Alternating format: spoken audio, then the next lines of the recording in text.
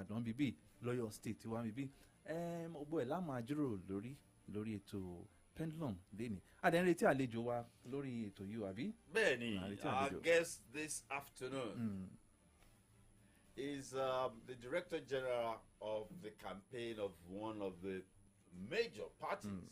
Specifically, he is Dr. Isiaka Kolawole, the Director General of the campaign team of APC in Oyo State. Of course, he's in charge of not just the Presidential Campaign Council àti ti gómìnà náà. and of course the gubernatorial. Of course, they are done and dusted with the presidential and National Assembly elections, which is the party won, but not just in Oyo State, but of course the candidate of APCB is now the president-elect of the Republic. And of course, they still have many more rivers to cross. Bẹ́ẹ̀ ni o pọ̀rọ̀ gẹ́gẹ́ bí o ṣe sọ àlejò tí à ń retí lórí ètò lẹ́nìí ni dókítà Isiaka Ọláyínká Kọ́láwọlé tó ń ṣe alága àjọ ètò ìpolongo fún ipò ààrẹ àti ti gómìnà nípínlẹ̀ Ọ̀yọ́. Gẹ́gẹ́ bó ṣe sọ a ti dìbò ti ààrẹ kọjá ní ọ̀sẹ̀ tó kọjá a ti rí i pé ẹgbẹ́ APC ló jáwé olúborí ní inú ètò ìbò ààrẹ ṣùgbọ́n ìtatúnwò lọ́ọ̀kan yìí tó jẹ́ ti gómìnà òun ni Dr. Isiaka Ọláyínká Kọ́láwọlé yóò mọ̀ wá bá wa jomi tó rọrọ̀ lé lórí ètò lẹ́nìí. Yes, of course, he currently serves at the national level as the Deputy Executive Secretary of UBEC, that's the Universal Basic Education Commission. And you all know that at the state level, that's where we have SUBEB. Of course, he had served at the state level before he went to the national level. He served the administration of the late governor of Oyo State, Governor Isiaka Ajimobi of blessed memory. Yes, before we go into the conversation with him, of course, he will be here shortly. Before we go into that conversation, let's take a look at the elections that were held just barely a week ago. In spite of all odds, let me say in spite of all odds, internally and externally imposed on the candidate of APC. Ẹ bá àgbépo pamọ́, ẹ bá àpò láró kẹ gbé ogó pamọ́, a máa dìbò, a máa wọlé. What I find quite interesting, if not strange, is the fact that it was even within his party that the first set of challenges came, the hurdles, the battles he had to, he practically railroaded his way to grabbing that ticket. It was clear that some forces, powerful forces, did not even want him to get a ticket. Ṣùgbọ́n Ayọ̀dèjì kí ẹ ti ń bá máa bèrè lọ́wọ́ yẹn kí ló rò pé ó fa ìtòṣe pé gbọ́nmi sí omi ò tó ń wáyé láàrin ẹgbẹ́ APC ní òkè lọ́hùn nígbà yẹn tó fi jẹ́ pé bàbá gan sọ ńgbà yẹn pé ó fẹ́ dàbí ẹni pé gbogbo ọ̀wọ́n epo àti ọ̀wọ́n náírà ó fẹ́ dàbí orí òun ni wọ́n fẹ́ dá lé lórí. Well, you see, power, like even Bola Ahmed Tinubu himself said, power is not served a la carte. You fight for it, and when you grab it, you run with it. Power is not served a la carte. Those who are thinking that power will rotate and rotate, I will say, is your turn. In Nigeria, I'm talking specifically to the southeast. Look at the way Tinubu fought for that ticket. And the experiences he had in the 8 years of Muhammadu Buhari, all sorts of stuff that was thrown at him, he calmly took them. Because eyes on the ball. That's what I love about the man. Eyes on the ball. That's what I love about the man. He knew where he was going, and every other thing that was going to distract him, he ignored. He ignored, or he did not engage. Because if you engage, I have a cousin that told me that how did he say? He said when you set out on a mission, and then you allow distractions to actually distract you. He said decadence sets in. Decadence, and anything decadence sets into is destroyed. So the man just But you see, that is power games. Power games are no child's play. Power games are deadly games. ṣùgbọ́n kí ni ò bá wá jẹ́ ìdùnnú tó bá ṣe pé lóòótọ́ ni pé ẹgbẹ́ APC wọ́n ń gbìmọ̀ pọ̀ láti àwọn ẹ̀kan ní òkè lọ́hùn wọn ò fẹ́ kí Bọ́lá Tinubu dórí oyè yẹn kí ni ìbá wá jẹ́ ìdùnnú tiwọn tó bá ṣe pé ẹgbẹ́ APC padà fìdí rẹmi nínú ètò ìdìbò náà. Let me first and foremost say that. torí mi rò pé ó yẹ kán jọ fọwọ́sowọ́pọ̀ láti gbé ẹgbẹ́ yẹn. Let me first and débẹ̀ foremost ni. remind you, which you are not unaware of, is that there are no political parties as it were in Nigeria. These are merely special purpose vehicles. If there were political parties, how can somebody wake up in the morning and be in APC, and by lunchtime is in PDP, and dinner time is dining with Labour Party? I mean, if there are things that they believe in, that no, this is what they believe in, this is what we believe in, there's nothing like that. And parties are no longer structured as parties. Parties are structured around individuals now. That's the way we seem to be evolving. Therefore, it was only interest. The interest they were pursuing was that if PDP had a northern candidate, then let APC to have a northern candidate and let North continue to retain power, believing that we got the numbers. I think that was just it. I mean, if Keith and King is in power, it will be easier for us to access the corridors of power, my dear brother, in Nigeria, if you have access to the corridors of power. Àwọn awuyewuye kan tó wá ń wáyé lẹ́yìn tán ti kéde ẹni tó jáwé olúborí nínú ètò ìdìbò náà wípé ètò ìdìbò tá a dì lọ ní bí ọ̀sẹ̀ kan tó kọjá yẹn àwọn tó dìbò yẹn àwọn olùdìbò wọ́n fi ṣe ní ti ẹlẹ́yàmẹ̀yà. Well, ẹ̀yà kan ni mo ti wá ẹ̀yà bíbáyìí ni mo gbọ́dọ̀ dìbò fún. Ṣé kí ni sàkún tiẹ̀ lórí ẹ̀? The way things were evolving. I mean, that's a question I've also asked. Are we back to 1960? You know, Awolowo representing the Yoruba nation, Azikiwe representing the Igbo nation, and the Southern are representing. Ó dẹ̀ fẹ́ rí bẹ́ẹ̀ lọ́dún yìí náà. Well, the only terrible addition we had now is the issue of faith. The issue of is a Christian, is a Muslim, and this one is a Muslim ticket. It is quite unfortunate that we saw, you know, men of God of both faiths preaching to the brethren. Lórí pẹpẹ. You know, telling them that if you don't vote this way, you are not this, you are not that. I believe you me, Damola, I'm not going to sit in the church auditorium and the minister will rise up and say, you must vote. I will challenge that minister openly. No, I can't sit. I can't sit. Nǹkan tó ń sọ lọ́yìn pàtó ni pé kò lẹ́tọ̀ọ́ fún adarí ìjọ láti máa sọ fáwọn ará ilé ìjọsìn yẹn wípé ẹni báyìí ni kẹ́ dìbò fún ẹni báyìí ni kẹ́ má dìbò fún. In an attempt to mind my words, I will just say it is untidy. It is uncalled for. It is uncalled for. Your congregation consists of people of, you know. Èmi rò pé ó yẹ kó jẹ́ ẹni tó wù mí lọ́kàn mi ni mo fẹ́ dìbò fún. That is what it's about. Kì í ṣe nǹkan tí adarí ìjọba sọ fún mi pé ẹni báyìí ló gbọ́dọ̀ dìbò fún ẹni báyìí ló gbọ́dọ̀ dìbò fún. But you see, what do we have? People who go to church, all you hear them say is, my pastor said, not the scripture said.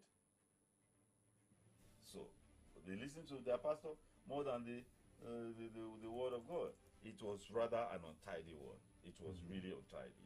Ibì kan mo fẹ́ kọ́ tó wò lẹ́ẹ̀kan sí ni pé ìgbà tí wọ́n kéde ìdìbò yẹn àwọn awuyewuye kan jẹyọ wípé INEC ó kù díẹ̀ káàtó pàápàá jùlọ lórí ìlànà tí wọ́n gbé kalẹ̀ láti fi máa ka ètò àti máa fi kéde èsì ìdìbò yẹn.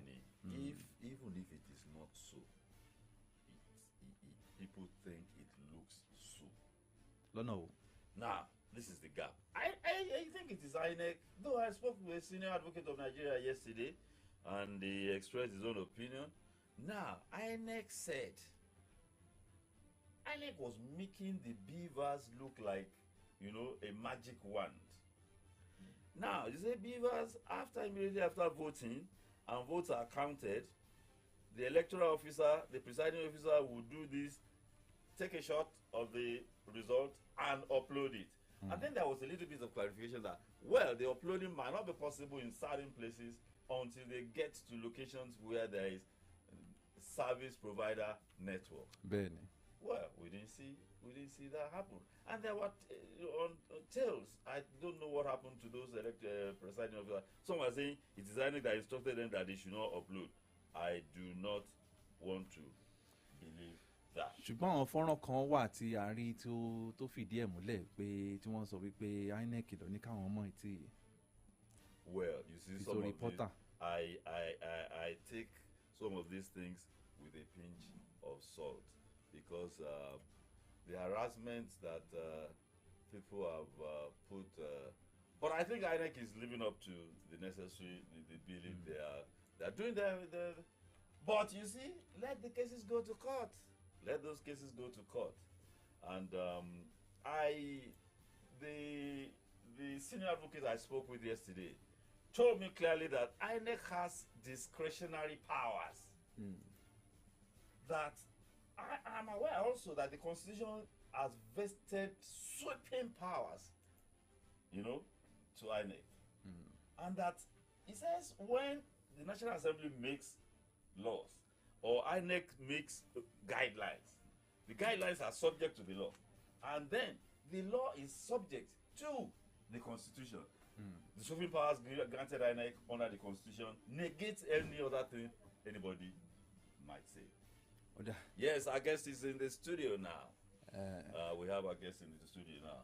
Bẹ́ẹ̀ ni àlejò wa tá a ti ń retí dókítà Isiaka Ọláyínká Kọ́láwọlé tí wọ́n jẹ́ olùdarí àjọ ìgbìmọ̀ ìpolongo ìbò fún ẹgbẹ́ APC nípínlẹ̀ Ọ̀yọ́, ìpolongo ìbò fún ti ipò ààrẹ àti ti gómìnà ìpínlẹ̀ Ọ̀yọ́. Wọ́n ti wà pẹ̀lú wa ní inú kùlù wa ń bí, ṣùgbọ́n wọn ká tó máa fi ọ̀rọ̀ bá wọn jomi tó rọrọ̀, ẹ jẹ́ ká gbọ́ àwọn ìkéde tí ẹ sanwó fún yìí. À ń bọ̀, ẹ tẹ́tí lẹ́kọ̀ọ́. Whenever I tell people I'm a full-time master's student and a content creator, they go, huh? How are you able to do both all at once? You bewitch? No be juju. Na MTN 5G. Ever since 5G came into my life, I've been on cloud 9. I get to take my classes online in real time and upload my videos before you say Jack Robinson. Even Babe isn't left out. Our long distance is waxing strong. Hello, babe. Can you hear me? Your video is frozen again. We don't do that here, because life is a breeze. Experience the wonders of MTN 5G. Hyper-fast internet connection with no buffering, zero lag, and quality data capabilities like never seen before. No pichuju, not MTN 5G. Now available on iPhone. MTN. What are we doing today?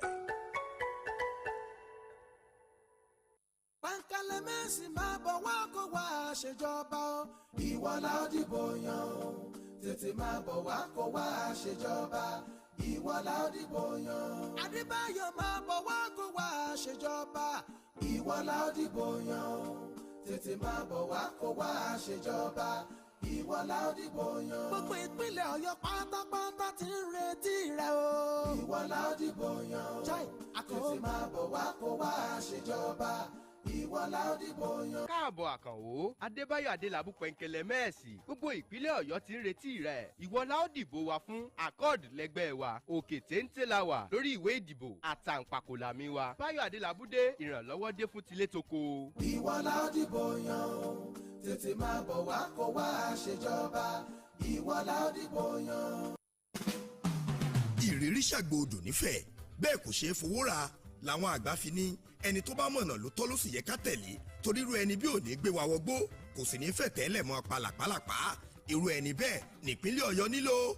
Ní báyìí ire ti dé sípínlẹ̀ Ọ̀yọ́ àdúrà wa ti gbà Ọlọ́run ti mú sẹ́nitọ́ Teslim Kọ́láwọlé Fọlárìn TKF dé ẹni tọ́rọ̀ ìlú àti ìṣèlú yé ni ìlọsíwájú ìpínlẹ̀ Ọ̀yọ́ ló jẹ́ lógún bí mẹ̀kúnnù ó ṣe ráyè rọrùn gbé nípínlẹ̀ Ọ̀yọ́ làfojúsùn rẹ̀ ìrírí rẹ̀ gẹ́gẹ́ bí ọmọ ilé-ìgbìmọ̀ aṣòfin àgbà l'Àbújá ti jẹ́ kó mọ gbogbo ibi tó ti lè mú ìdàgbàsókè wá sípínlẹ̀ Ọ̀yọ́ ẹ̀kọ́ ọ̀fẹ́ tòótọ́ ìwòsàn ọ̀fẹ́ tí ò lákùdé iṣẹ́ aláṣẹlà lọ́pọ̀ yanturu ìdàgbàsókè iṣẹ́ àgbẹ̀ ohun ìgbèríko rẹpẹtẹ sẹ́nitọ́ Teslim Kọ́láwọlé Fọlárìn ló lè ṣe é nínú ẹgbẹ́ òṣèlú onítẹ̀síwájú APC torí náà tó bá dijọ́ òbò sẹ́nitọ́ Teslim Kọ́láwọlé Fọlárìn ni ẹ dìbò fún APC lẹ́gbẹ́ wa òṣìṣẹ́ ọ̀wọ̀ làmí ẹ̀ ibẹ̀ ni ẹ tẹ̀ka sí amòfin lọ́wọ́ Òbíṣẹ̀san ló ń kéde.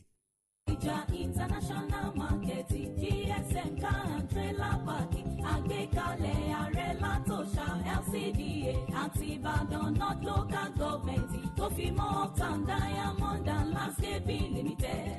Kápákì tuntun yìí o ṣọ́ọ̀bù rẹpẹtẹ láti kọ́ síbẹ̀ fún ọrọ̀ ajé.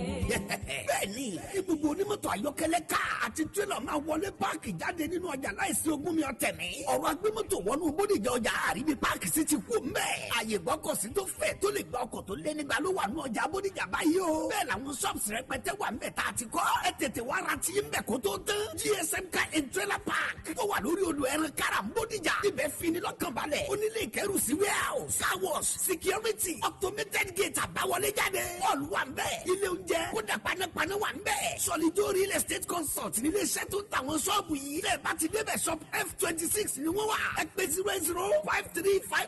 0053535064.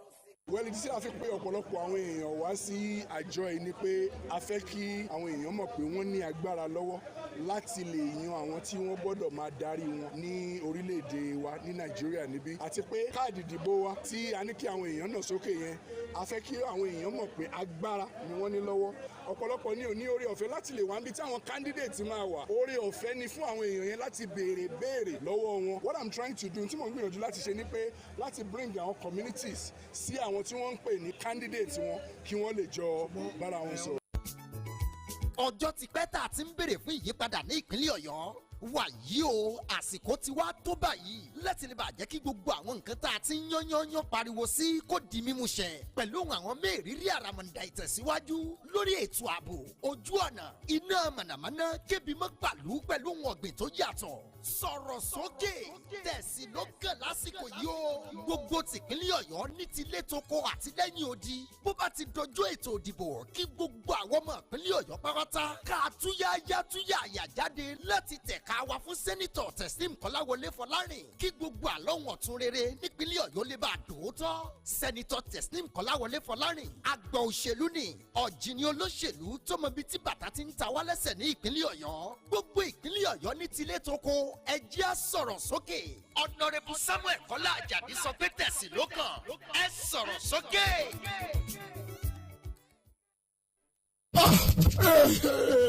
ẹlẹ́dàá mi ò mọ̀ ṣe orí ló mọ̀ kó mi yọ lónìí o làwọn ń gbẹ́tọ̀ àbò lọ nílùú wa báyìí o. kí ló ṣẹlẹ̀ kí ló ṣe yín ẹ̀yin àtàwọn tá a ní. àná ló ń jọ mí lọ́wọ́ àwọn ará bí. ẹ pẹ̀lẹ́ aṣọ àti ẹ̀kọ́ ẹ̀yọ ọlọ́run bẹ́ẹ̀ náà ló ṣẹlẹ̀ ní wọ́rọ̀ òdùn jò ní ẹni tó kàn ló má mọ kí la wá fẹ́ ṣe báyìí. ẹ wo ẹ má jẹ́ aláàgùn jìnnà aláfẹ́ ẹ̀rọ wọ̀nà bí ògùn yóò tó bó omi ni tẹ̀sí ló kàn ó ti yá báyìí ẹ jẹ́ gbogbo owó sọ̀rọ̀ sókè káwọn yẹ ìsàsùnfò yín lóṣù ká káti jáde wọlé ó tún dogun dọdẹ ìbúramọ́ ìhàlẹ̀ mọ́ nílùú tó lọ́ba tó níjòyè kí ló dé gan-an ẹ wo èmi ti sọ fún yín tẹ̀sí ni ẹ jẹ́ dìbò fún kó di gómìnà. ìpínlẹ̀ Ọ̀yọ́ ẹ máa yọ̀ ṣẹ̀ṣẹ̀ Teslim dé. tẹ̀sí bọ̀ ẹ dìbò fún Teslim Akọ́láwọlé Fọlárìn sọ̀rọ̀ sókè tẹ̀sí ló kàn olùkéde ìgbìmọ̀ tó ń ṣe kò kárí ìpolongo ìbò fún ààrẹ àti gómìnà nípínlẹ̀ Ọ̀yọ́ APC progress.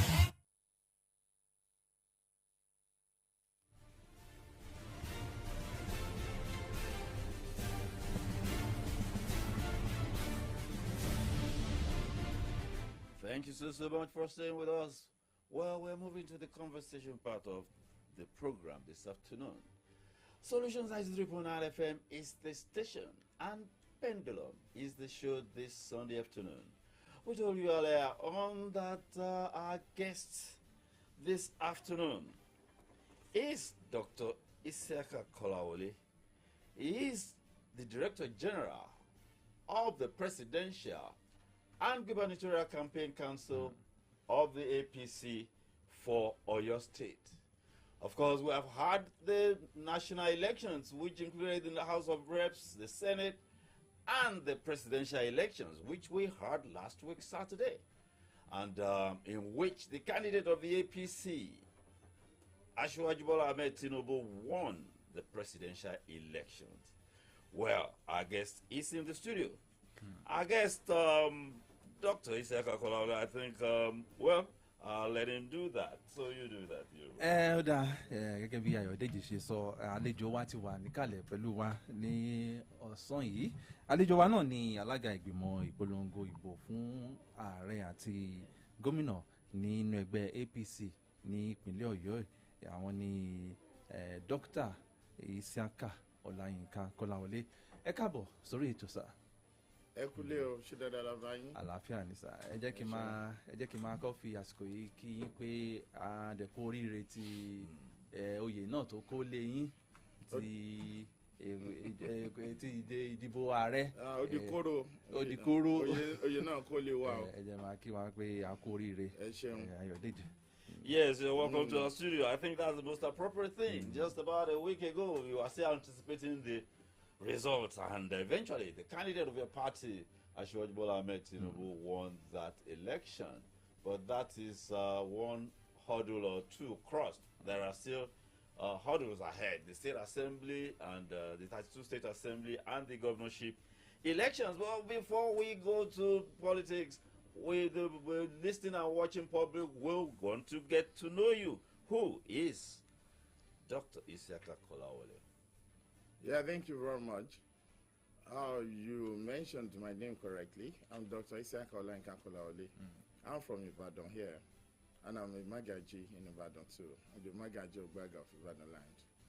I was the state liaison officer and the DG for your state liaison office in Abuja in 1999. That was my first political appointment. I later got appointed as a special advisor to the governor on budget and economic planning by late Governor Ajimobi of blessed memory.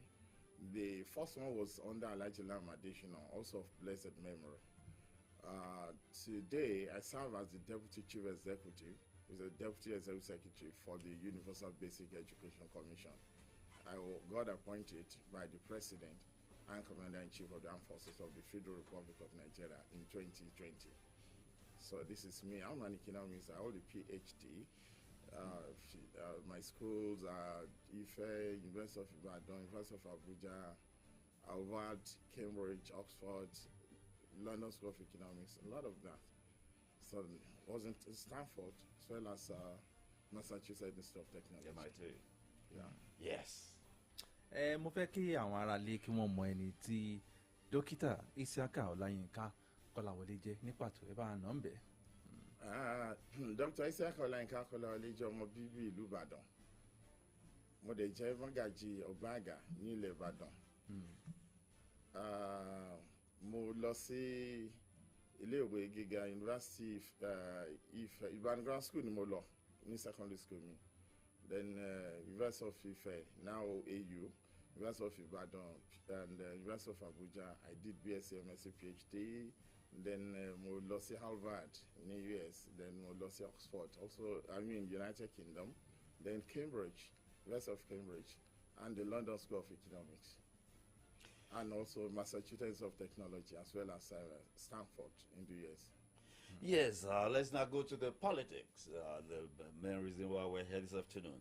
The first thing I'll actually tell us is, how did you as DG get Asiwaju and your members of the House of Reps and Senate? How did you succeed, especially with the Asiwaju's election? How did you succeed in mobilizing to get him elected?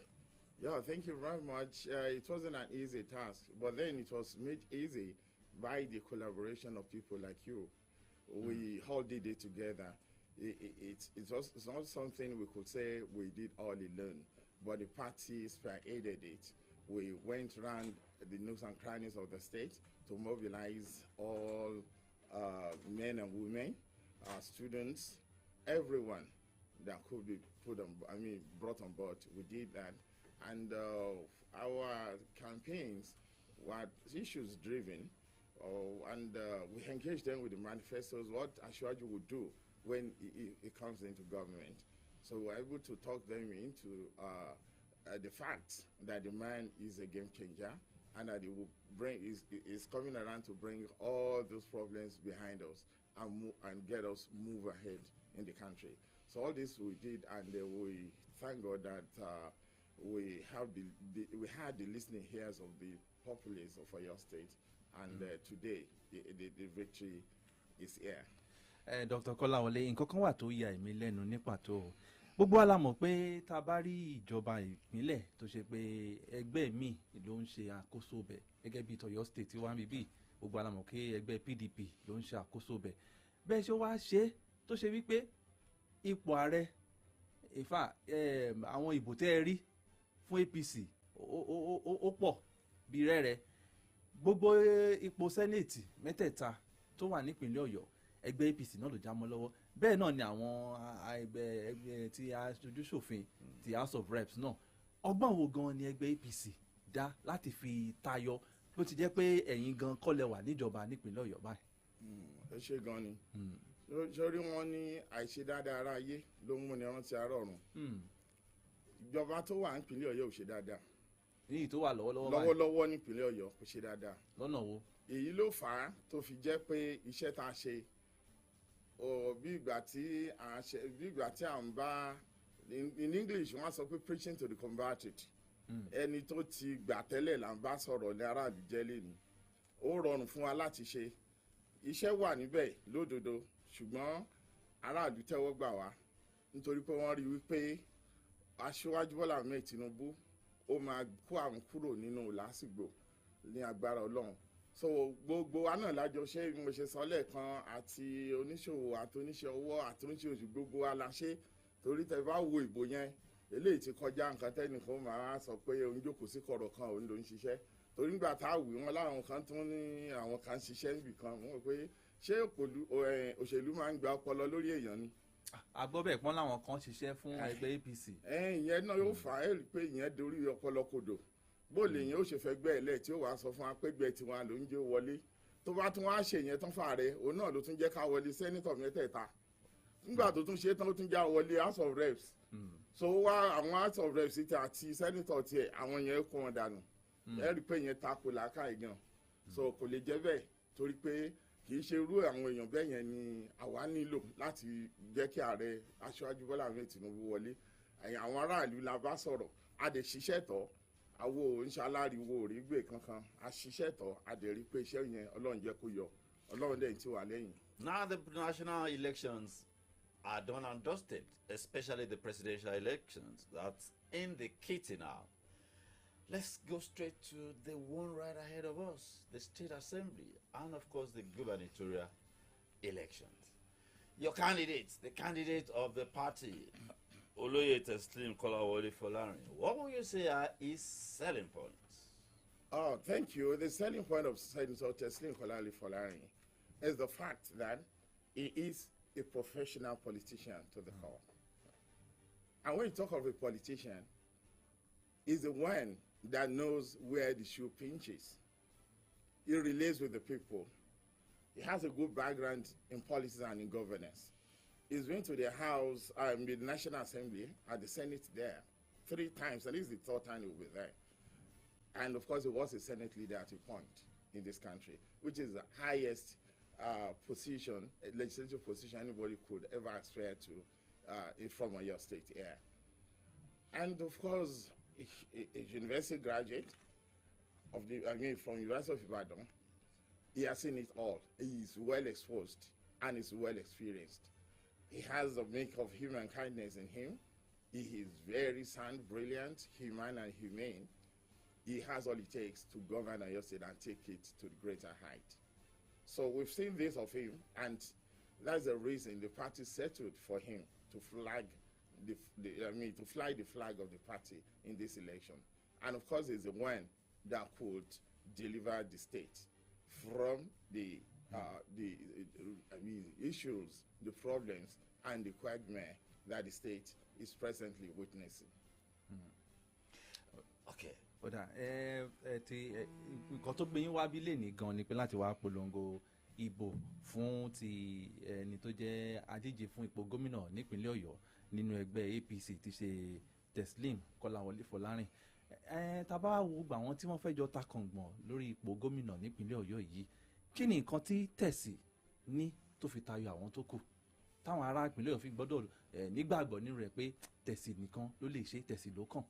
Nǹkan tó ní pọ̀ nígbà tá à ń sọ fẹ́rẹ́fẹ́ lẹ́ẹ̀kan mọ̀ ń ṣàlàyé alákọ̀ọ́kọ́ Teslim Fọlárìn ọ̀rọ̀ ẹni tá a bí èrè ni tó máa ń sọ bíbí èrè ẹni tá a bí èrè ni nílé ìyá Olúbàdàn wá láti bẹ̀ nílé bàbá ẹ̀ Olúbàdàn wá láti bẹ̀ ìkankan nu wọn ò lè sọ yẹn nínú àwọn tó ń gbà àpótí ìdìbò yìí ẹlẹ́ẹ̀kejì olóyè Olúbàdàn tún ní sẹ́ńtọ̀ Teslim Fọlárìn kò sí kankan nu wọn tó lè sọ ìwé tó kà ń tó jẹ mọ́ ń tà ń ṣe ni kì í ṣe pé ẹnìkan lọ rí ìdí bọ́n ṣe ń ṣe engineering kan tí ó wàá sọ fún wa pé òun fẹ́ sọ pé engineer ò lè ṣèjọba but wọ́n ní orí nǹkan gùn ní nǹkan gùn apárapá ó kàn gùn sí ọ̀run jọ kíni ẹlòmíì lọ so sẹ́ńtọ̀ Teslim Fọlárìn dẹ̀ ní olóṣèlú àgbà ni ọmọ tó tọ́ ọmọ tó yẹ ó sì dáàyàn mọ̀ níbi kéèyàn dáàyàn mọ̀ lèèyàn fi lè ṣèjọba dáadáa ibẹ̀ lòṣèlú dẹ̀ ti bẹ̀rẹ̀ olóṣèlú tí ò bá dáàyàn mọ̀ kò lè ṣe dáadáa ẹ rí i pé ìjọba tí a wà nú ẹ̀ yìí àwọn èèyàn kan náà dúró tì í tán jọ ṣèjọba ẹ̀ kó tó di pé wọlé ó débẹ̀ tán kò dá wọn mọ̀ mọ́ ìyẹn ni gbogbo ohun tí à ń rí ta nísìnyí ẹ lọ wo àwọn tán jọ ṣe ìbò tó lọ tó gbéjọba tá a wà nínú ilé ọ̀sẹ̀ tí wọlé èyí tó pọ̀ jù nù wọn sí pẹ̀lú ẹ̀ mọ́. ṣé àti ṣàkóso ìjọba ìpínlẹ̀ Ọ̀yọ́ bíi láti jẹ́ bíi gómìnà ṣó ní í ṣe pẹ̀lú nǹkan téèyàn kà ní ilé ìwé ni. ó ní í ṣe díẹ̀ kì í ṣe pé ó ní í ṣe púpọ̀ nǹkan tó ní í ṣe ni pé èèyàn gbọ́dọ̀ ní ọpọlọ kan làákàyè kan kọjá àyè kan kó tó di pé even ìmọ̀ràn táwọn èèyàn kò máa gbà á nítumọ̀ sí. You cannot give what you don't have. Nǹkan tí èèyàn ò ní kò lè fún yàn. Bí èèyàn ní ẹgbẹ̀rún olùdámọ̀ràn tí kò bá ní làákàyè tiẹ̀ kó ní ọpọlọ tiẹ̀ ìmọ̀ràn yẹn ò lè nítumọ̀ sí. So nípa bẹ́ẹ̀ Teslim Fọlárìn òun ti ní amúní tí omi ti kúnnú ẹ̀ kì í wá ṣe pé yóò dájọba ṣe ọlọ́pọlọ náà ló tún yíká náà sì tún máa yíká sí tọ́ba ìjọba ẹ̀ nǹkan tètè yé ìmọ̀ràn ó dẹ̀ tètè nítumọ̀ sí ṣáájú ẹni tí ó débẹ̀ tí ó wà lọ ṣẹ̀ mọ́ kọ́ bí wọ́n ṣe ń ṣe èèyàn lè jẹ́ engineer kó sì ṣe dáadáa níjọba ó lè jẹ́ accountant kó ṣe dáadáa gbogbo ẹ̀ dá lórí ibi tó ti ń bọ̀ ibi táwọn tí ó fẹ́ bá lóyè Teslim Fọlárìn ti ń bọ̀ nípínlẹ̀ Ọ̀yọ́ yìí ó jìnnà síbi tí Teslim ti ń bọ̀ pátápátá kì í ṣẹgbẹ́ wọn nídìí ọ̀rọ̀ òṣèlú yìí òṣèlú ó dẹ̀ dáa kí èèyàn mọ níbo ni bàtà ti ń ta aráàlú lẹ́sẹ̀ ìgbà náà ló lè mọ nǹkan tá à ń sọ kì í ṣe ẹni tí ó ní òun ti níye bílíọ̀nù kan kó n tó dé tí ó wá débẹ̀ tán tí ó mọ wá bílíọ̀nù yẹn kí ìyẹn kọ́ là ń sọ so ìdí nìyẹn tí sẹ́ńtọ̀ Teslim Fọlárìn tó fi ju àwọn yòókù àwọn akẹgbẹ́ ẹ̀ lọ. Now, Senator Teslim Fọlárìn is a graduate of the Molete Political Academy. But before we go further on that, we're going to this short break. We'll be back.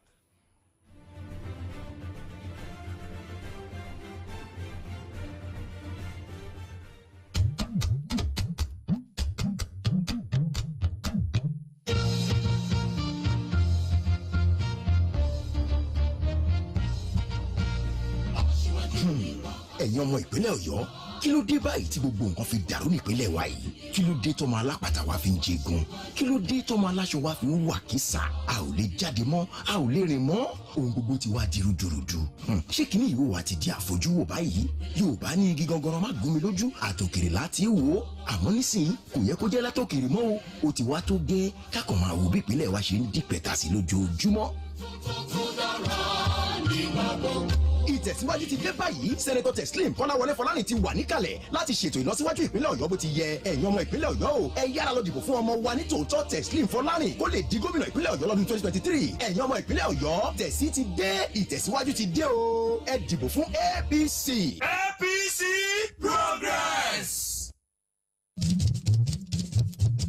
igi ń ṣoje ẹlómi lásán ni ìkà ẹ̀dá ló ṣáàgì lọ́gbẹ́ kò déédéé ṣoje lásán òréré ayé ìwà ẹ̀dá ló fún wọn lọ́gùn pé nǹkan ò rọgbọ ìjọba tó kó iná sísàlẹ̀ tó wáá fẹ́ rúbọ̀jú tó ló tutù bí àmù ẹ jẹ́ ká jèkúrú ọ̀ràn kó tán sẹ́nẹ́tọ̀ Teslim Fọlárìn onílù kan ò ní fẹ́ tú gbogbo ibi ọ̀rọ̀ ìlú kù sí pátá ló hàn sí akọ́láwọlé ṣetán fẹ́ máa tún wọn ṣe. gbogbo ìyá lọ́jà bàbá lọ́jà oníkàràkátà pátá ọkùnrin obìnrin ọmọdé àtàlàgbà tí ń bẹ nípínlẹ̀ ọ̀yọ́ oníṣẹ́ ọwọ́ oníṣẹ́ oṣù onímọ́tò ọlọ́kadà onímẹ́rúwá àsìkò ti tó tí ó tù wá pẹ̀sẹ̀ ó yá ìmọ̀ ẹ̀kúnrẹ́rẹ́ níbi káṣèlú káṣèyàn tí ń bẹ fún tẹ̀sí ó ṣetán fẹ́ fi tó ayé wa ṣe gbogbo ìpínlẹ̀ ọ̀yọ́ ṣetán wọ́n fẹ́ mọ ohun tí wọ́n ń pè níjọba gidi sọ̀rọ̀ sókè tẹ̀sílòpọ̀ kó di gómìnà ìpínlẹ̀ ọ̀yọ́ nínú ẹgbẹ́ oríṣiríṣi ọwọ́ apc ẹ̀dìbò fún kó wọlé káyé wọ́n yí padà kó dọ̀tun tẹ̀sójú ẹ̀ kó gún régé kí gbogbo rẹ̀ ó tú pẹ̀sẹ̀ apc progress. tẹ̀sí ló kàn lọ́tẹ̀ yìí o. àsìkò ló tó tẹ̀sí ló lè ṣe fọláyìn ló lè ṣe mo mọ̀ tẹ̀sí ló lè ṣe fọláyìn ló lè ṣe kó dára. ọjọ́ ti pẹ́ tí wọ́n ti ń dájọ́ lóde ìṣàlàyé kó má bàa dìjà tó gbé wọn dọ́dọ̀ ẹlẹ́rìí ìpín olùmọ̀ràn kan ṣèkìlọ̀ fáwọn tó ń dájọ́ ó ní ẹ̀ má finú wénú àgbọn mèrègún tún kìlọ̀ ká má kájọ fọ́yà alájẹrun lọ̀yà bó ba yo tán bó ṣe ń taṣọ àgbàmọ́lẹ̀ yóò sọ pẹnu àgbárùn ìkìlọ̀ lèyí jẹ́ bí ètò ìdìbò ṣe ń kànlẹ̀kùn gbọ̀ngàn ní ìpínlẹ̀ ọ̀yọ́ gbogbo ọ̀yá ti ń pera wọn lódù kùkù tí ò sì gbọdọ̀ fọ́ wa lẹ́kọ̀ọ́ lẹ́ẹ̀mejì ẹ jẹ́ ká wẹni re dìbò fún sẹ́nẹ́tọ̀ Teslim Kọ́láwọlé Fọlárìn ló ń díje fún ipò gómìnà lábẹ́ àṣẹ ẹgbẹ́ òṣèlú onígbàálẹ̀ APC ìgbà ẹ̀kẹta rèé tó lọ sojú ìpínlẹ̀ ọ̀yọ́ làbújá kò sì bọ́mọ jẹ́ láàrin àwọn akẹgbẹ́ àpàdé àlùdí òṣèlú ń bẹ lọ́wọ́ ọmọ Fọlárìn ẹ̀yin èèyàn wa lókè ògùn ìbàràpá méjèèje ògbómọ̀ṣọ́ ọ̀yọ́ aláàfin ìbàdàn ní tilé toko ẹ máa sọ pé tẹ̀sí ló kàn lọ́tẹ̀ yìí àsìkò ló tó. ẹlẹ́dàá mi ò mọ̀ ṣe orí ló mọ̀ pò mí yọ lónìí o làwọn ń gbẹ́tọ̀ àbò lọ nílùú wa ìgbà yìí o. kí ló ṣẹlẹ̀ kí ló ṣe yín ẹ̀yin àtàwọn tá a ní. àná ló ń jọ mí lọ́wọ́ àwọn ará bí. ẹ pẹ̀lẹ́ aṣá àti ẹ̀kọ́ ẹ̀yọ ọlọ́run bẹ́ẹ̀ náà ló ṣẹlẹ̀ níwọ̀ ròdùn jò ní ẹni tó kàn mú ló má mọ kí la wá fẹ́ ṣe báyìí. ẹ wo ẹ má jẹ́ aláàgùn jìnnà aláfẹ́ ẹ̀rọ wọ̀nà bí ògúnlùtù tó bómi ni tẹ̀sí ló kàn ó ti yá báyìí ẹ jẹ́ gbogbo owó sọ̀rọ̀ sókè kámọ̀ yẹ ìsàsùnfò yín lóṣù ká káti jáde wọlé ó tún dogun dọdẹ ìbúramọ́ ìhàlẹ̀mọ́ nílùú tó lọ́ba tó níjòyè kí ló dé gan-an ẹ wo èmi ti sọ fún yín tẹ̀sí ni ẹ jẹ́ dìbò fún kó di gómìnà. ìpínlẹ̀ ọ̀yọ́ ẹ máa yọ̀ ṣẹ̀ṣẹ̀ Teslim dé. tẹ̀sí bọ̀ ẹ dìbò fún Teslim Akọ́láwọlé Fọlárìn sọ̀rọ̀ sókè tẹ̀sí ló kàn olùkéde ìgbìmọ̀ tó ń ṣe kò kárí ìpolongo ìbò fún ààrẹ àti gómìnà nípínlẹ̀ ọ̀yọ́ APC progress.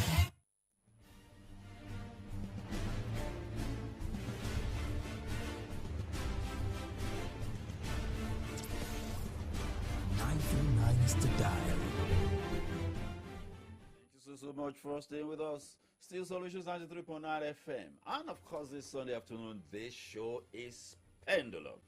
Well, our guest in the studio this afternoon is Dr. Isiaka Olayenka Kolawole. He is the Director General of the Presidential Campaign and Gubernatorial Campaign Council of the APC in Oyo State.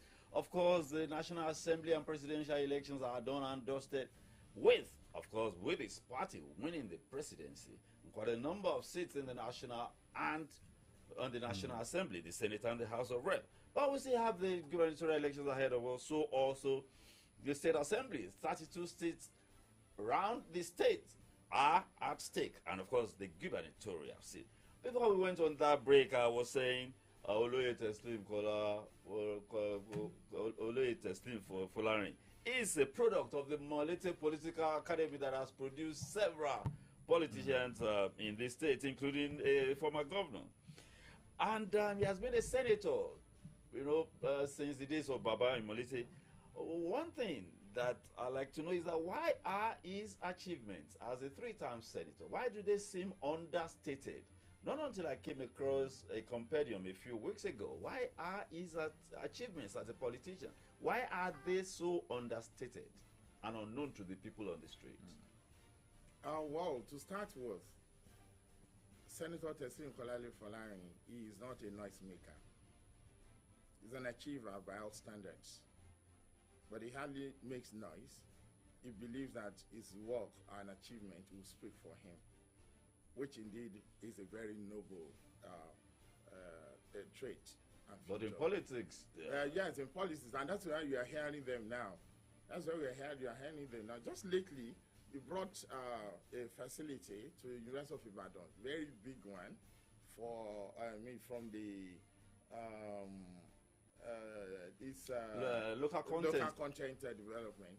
So which will take many students through this technology, several technological areas. University of Ibadan. I was there. The Vice Chancellor of University of Ibadan too was there. It was a very big project. But as humble as he is, he would not want to make noise out of that. Most of his peers would not achieve 50% of what he did. And you see them everywhere blowing the trumpet where none actually existed. But give it to him. He is committed, well focused, and is never derailed in whatever that he wants to do in life. And that is him. Ó dà ìbéèrè tí Ajíṣọpẹ́ béèrè yẹn mo mọ̀ pé ó máa wọ àwọn ará ilé tí wọ́n gbọ́ fínrínfíntín dáadáa láti gbọ́ ìdáhùn sí ìbéèrè yẹn. Ó béèrè wípé Teslim Fọlárìn àti ayé ìgbà gómìnà kan nípìnlẹ̀ Ọ̀yọ́ gómìnà Adébáyọ̀ Àlàó Àkàlà ìgbà yẹn ni Teslim Fọlárìn ti wà nínú Senate. Ó ti pẹ́ tán ti wà nínú Senate ó ti wà nígbà yẹn. Látàyè Ládọjà wọ́n ti wà láti wà nínú Senate.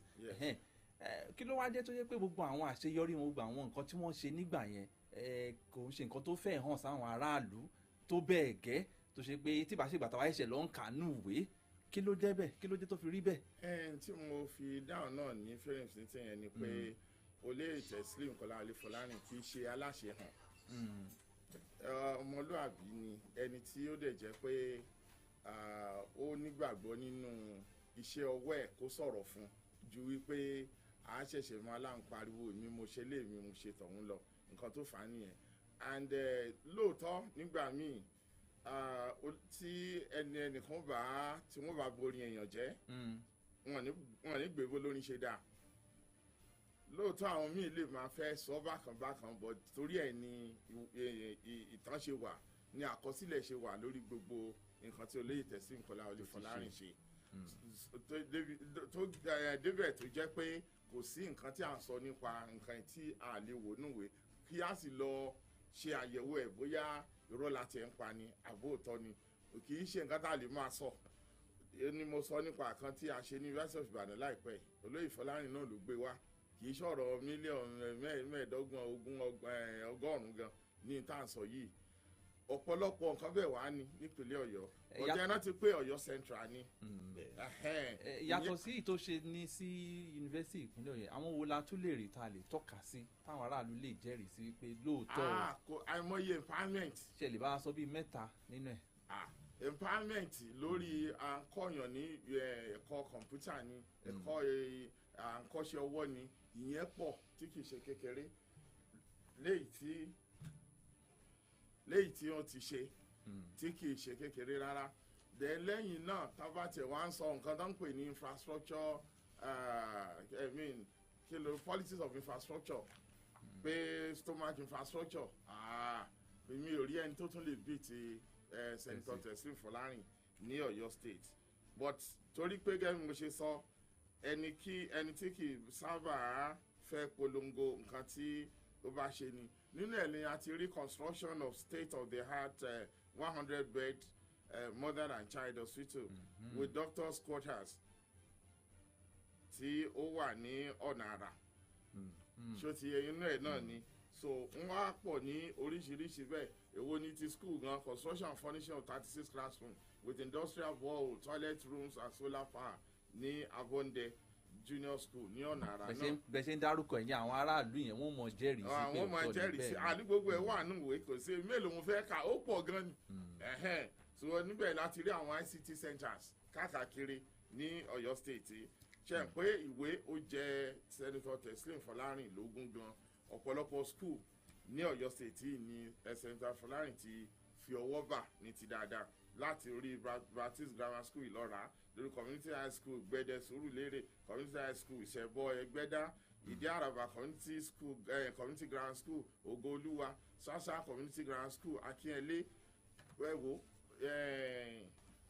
mélòó lákàánú yín Adépèlé ní ọ̀rọ̀ Senator Teslim Fọlárìn so ìyẹn ni nǹkan tí a ń sọ adé ń sọ̀rọ̀ lórí even Mercator ICT and Communication Center tó wà University of Ibadan ìyẹn is a wonderful facility which has tó dẹ̀ ti mú oríṣiríṣi àǹfààní wá fún ọmọ ìpínlẹ̀ Ọ̀yọ́ tí wọ́n dẹ̀ ṣe ń jẹ àǹfààní ẹ̀ títí dọ̀la. So mi ìwọ̀n bá tí mo kàn fẹ́ dárúkọ nìyẹn, oríṣiríṣi borehole ní Senator Fọlárin ti ṣe ní ìpínlẹ̀ Ọ̀yọ́ yìí tí èèyàn ò lè máa tí ẹ fẹ́ ká tán tàbá ń sọ ní sísẹ̀ntẹ̀lé. A sọ̀rọ̀ five solar stands at Ọlọ́dẹ village. Aláàgbà náà wà ń bẹ̀, mo ní Jùkú wà ń bẹ̀, Eléwúro ẹ̀wò. Ẹja fi sílẹ̀ kí a ṣàmọ́bà fi àdúrà ran olóyè Tẹ̀sí Fọlárin lọ́wọ́ wípé eléyìí tí wọ́n gbé dání Ọlọ́run á jẹ́ kó ṣeé ṣe. Lórí ẹni tó bá ṣe dáadáa náà ló yẹ ká fi san ẹ̀san gẹ́gẹ́ bí ó ṣe wà nínú ìwé mímọ́ Al-Quran, alijasa olinsan ìlànà ìsàn. Now, sir, you, Oloye Teslim Kolawole Folarin is the gubernatorial candidate of your party, and you are the one managing that campaign for him. Yes. What are the major challenges that you and the party have identified confronting Oyo State, and why he should be the next governor? Oh, fantastic. The first thing is the security issue in the state. I happen to be in the last government before now for your state, the government of Senator Abiola Ajimobi. I happen to be in that government. And you and I will testify to the fact that in that period, or that period of 8 years, there was peace in Oyo State, everywhere. In fact, the man had zero tolerance for hooliganism, for thuggery, and all that.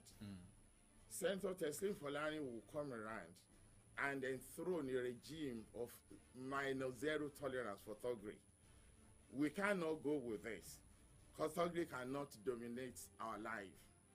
And the way things are going in your state, the state is delving into anarchy, and it's not acceptable. It's not acceptable, because you cannot have a situation where thugs will be dictating the tune for you. They will determine when you go out and when you shouldn't go, and they will even determine where you should be at any point in time. You even need to put a call through to know that it is safe for you to go to some parts in Ibadan land, and that has never been the case before. And for any responsible government, the first thing you need to do is to secure the lives and properties of people. Safety and security. That's the first thing. So every other thing will now be built upon that. Then when you enter education, the government of the day has failed woefully, with Oyo State being 32nd now, 33 out of 36 in Nigeria. How else do you want it to go back? We never had this terrible in the life of administration of any government in Oyo State. So these are issues. Of course, where there is insecurity, you cannot expect that the economic situation would improve, because economy is premised upon steady security, good security, and all that. No investor in his right senses will come to Oyo State today, because nothing is predictable. And that is, all these are the anomalies that Senator Teslim Kolawole Folarin is coming around to address. Okay. This sitting, you want to say something? Okay. The sitting administration, the current administration in Oyo State, headed by Governor Seyi Makinde, came in on a platform which he called Accelerated Development for Oyo State, and he hinged that on 4 pillars: security, health, growing the economy. And in terms of growing the economy, he posited that there must be infrastructural development, and the government is laying claim to the fact that they are linking all the geopolitical zones of Oyo State, with infrastructure. Lautech was reclaimed for Oyo State. Okeogun, which is the food basket of Oyo State, has been linked to maybe like 2 or 3 geopolitical zones now. So the government is saying it is working in terms of infrastructure. Well, for me, when you talk of governance, let me start with this. Any government and any sustained development in any state or nation would have to be built upon local government administration. Governor Seyi Makinde has never hidden his dislike for local government in Oyo State. He has said it times and times over and over again that he doesn't believe in local government administration. As of today, local government administration is dead in Oyo State. And development has to be bottom up and not the other way around. So if you have local government administration dead in a state, then you hardly can talk of anything that is sustainable in terms of development, because that is my field. This man has failed in that area, and these pockets of infrastructure here and there, at what cost? If I may ask you, at what cost? We are witnessing the situation whereby it will cancel the contract at a particular amount and re-awarded it at double the price, probably without changing the VOQ. And you now wonder what is really driving the process in the governance as of today. For me, I think sanity is actually living or even as abandoned administration in our part of this country. So for me to appreciate anybody to have done something, you must not just have done it, but also must have done it at a reasonable cost and with greater benefit for people, not greater benefit for individuals, and especially those that are from outside the state who are enjoying the contracts that you're talking about. ọ̀dà tó bá ṣe pé ẹ̀ ń ṣe ìdarapọ̀ mọ́ wa ní ìkànnì ọ̀nà àbáyọ rírè ìkànnì Solutions 93.9 FM. ètò tó dènà lọ́wọ́ ni ètò Pendulum, níbi tá a ti ń fi ọ̀rọ̀ jomitoro pẹ̀lú alága ìgbìmọ̀ ìpolongo ìbò fún ipò ààrẹ àti gómìnà nínú ẹgbẹ́ APC nípínlẹ̀ Ọ̀yọ́ ti ṣe dókítà Isiaka Ọláyínká Kọ́láwọlé. ẹ̀yin náà láǹfààní láti fi àwọn ìbéèrè yín ránṣẹ́ sórí Facebook wa Solutions 939 FM. láìpẹ́ a máa ṣe ojú òpólẹ̀ láti fẹ́yìn náà láǹfààní kẹ̀ẹ́dá sétò. ètò máa tẹ̀síwájú, ẹ jẹ́ ká dojú ọjà náà, à ń bọ̀.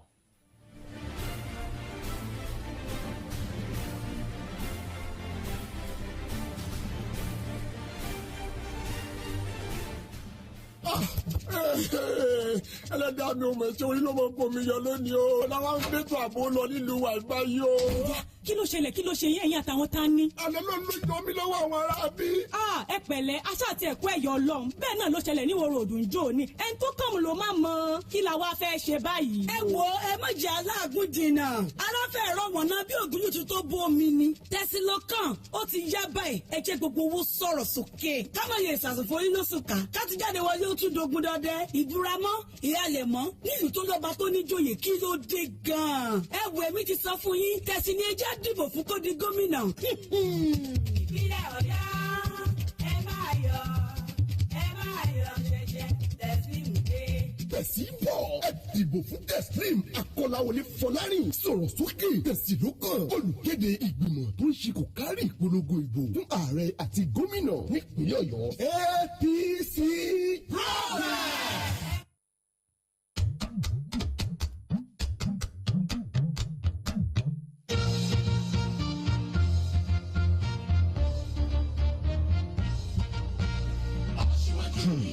ẹ̀yin ọmọ ìpínlẹ̀ Ọ̀yọ́ kí ló dé báyìí tí gbogbo nǹkan fi dàrú nípínlẹ̀ wa yìí? kí ló dé tọmọ alápàtà wa fi ń jẹgun? kí ló dé tọmọ aláṣọ wa fi ń wà kísà? a ò lè jáde mọ́, a ò lè rìn mọ́, ohun gbogbo ti wá di rúdurùdu. ṣé kíní ìwò wa ti di àfojúwò báyìí? Yorùbá ní igi gangan má gún mi lójú, àtòkèrè láti wò ó. àmọ́ nísìnyí kò yẹ kó jẹ́ látòkèrè mọ́ o, ó ti wá tó gẹ́ kákan máa wo bí ìpínlẹ̀ wa ṣe ń di pẹ̀tà sí lójoojúmọ́.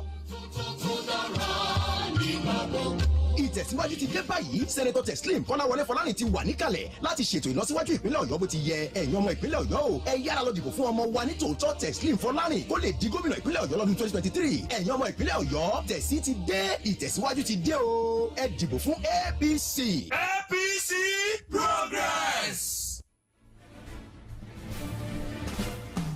ìrírí ṣàgbọ́dọ̀ nífẹ̀ẹ́ bẹ́ẹ̀ kò ṣeé fowó ra làwọn àgbà fi ní ẹni tó bá mọ̀nà ló tọ́ ló sì yẹ ká tẹ̀lé torí irú ẹni bí ò ní gbé wa wọgbó kò sì ní fẹ̀ tẹ́lẹ̀ mọ́ palàpálàpá irú ẹni bẹ́ẹ̀ nípínlẹ̀ Ọ̀yọ́ nílò. ní báyìí ire ti dé sípínlẹ̀ ọ̀yọ́ àdúrà wa ti gbà ọlọ́run ti mú sẹ́nitọ́ Teslim Kọ́láwọlé Fọlárìn TKF dé ẹni tọ́rọ̀ ìlú àti ìṣèlú yé ni ìlọsíwájú ìpínlẹ̀ ọ̀yọ́ ló jẹ́ lógún bí mẹ̀kúnnù ó ṣe ráyè ìrọ̀rùn gbé nípínlẹ̀ ọ̀yọ́ làfojúsùn rẹ̀ ìrírí rẹ̀ gẹ́gẹ́ bí ọmọ ilé ìgbìmọ̀ asòfin àgbà l'Àbújá ti jẹ́ kó mọ gbogbo ibi tó ti lè mú ìdàgbàsókè wá sípínlẹ̀ ọ̀yọ́ ẹ̀kọ́ ọ̀fẹ́ tòótọ́ ìwòsàn ọ̀fẹ́ tí ò lákùdé iṣẹ́ aláṣẹlà lọ́pọ̀ yanturu ìdàgbàsókè iṣẹ́ àgbẹ̀ ohun ìgbèríko rẹpẹtẹ sẹ́nitọ́ Teslim Kọ́láwọlé Fọlárìn ló lè ṣe é nínú ẹgbẹ́ òṣèlú onítẹ̀síwájú APC torí náà tó bá dijọ́ òbò sẹ́nitọ́ Teslim Kọ́láwọlé Fọlárìn ni ẹ dìbò fún APC lẹ́gbẹ́ wa òṣìṣẹ́ ọ̀wọ̀ làmí ẹ̀ ibẹ̀ ni ẹ tẹ̀ka sí amòfin lọ́wọ́ Òbíṣẹ̀san ló ń kéde. ọ̀rọ̀ sókè tẹ̀sí ló kàn. gbogbo èèyàn ìpínlẹ̀ ọ̀yọ́ o àwọn àgbà ló sọ pé gidigba ò ṣílẹ̀kùn àfẹnibá ní kọ́kọ́rọ́ lọ́wọ́ láti wá fìkà tó tọ́ sí múromú kí ìpínlẹ̀ ọ̀yọ́ gòkè àgbà sẹ́nitọ̀ Teslim Kọ́láwọlé Fọlárìn ní ká dìbò wa fún gẹ́gẹ́ bí gómìnà wa káyé ó lè rojú fún gbogbo wa TKF Teslim Kọ́láwọlé Fọlárìn kì í ṣàṣàwọ̀ olóṣèlú ó mọ àmọ̀dájú àtojúlẹ̀jà ìṣèjọba rere ẹni tá a mọ̀ tí ò ní rumọ̀ ni ó mọ kọ̀rọ̀ ó mọ gbangba ìpínlẹ̀ ọ̀yọ́ ẹ má wàá já fọ̀tẹ̀bá tó dáa jẹ́ nínú ẹgbẹ́ APC o torí pé ìyá tó báṣọ ló bẹ́wù ló bí ṣòkòtò ẹ má yá o òṣùṣù ọwọ́ nìkan ló lè gbálẹ̀ mọ́ àjèjì ọwọ́ kan ò sì gbẹ́rù dórí ọ̀pọ̀ ńlẹ́sù fi yagi tá a bá wà pọ̀ lálejò ṣàṣeyege pọ̀ APC lẹ́gbẹ́ wa TKF ní ká ṣàtìlẹ́yìn fún ká lè bá àjọ jẹun láàrin àwo APC progress ìmọ̀ràn yìí ló ń dé sétí ìgbọ̀nyín látọ̀dọ̀ ọ̀mọ̀wé Fọlá Akínọ̀ṣun. sọ̀rọ̀ sókè tẹ̀sí ló kàn.